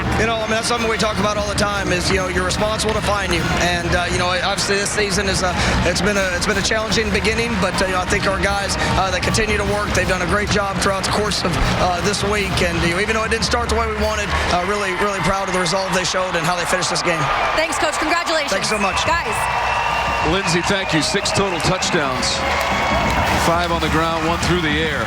41-24. They'd only scored 2 TDs in their first 2 games against Georgia Tech and Miami. But here at Doak Campbell Stadium, Bobby Bowden Field, it is a win against the Jacksonville State Gamecocks. 41-24 is our final score from Tallahassee. Tune in next week as more ACC football comes your way. Blue Devils of Duke travel north to take on the Syracuse Orange. Coverage begins 12:30 Eastern. James Bates, Lindsey Riley, and the rest of our production team. I'm Tom Wormy, saying good evening from Tallahassee, Florida.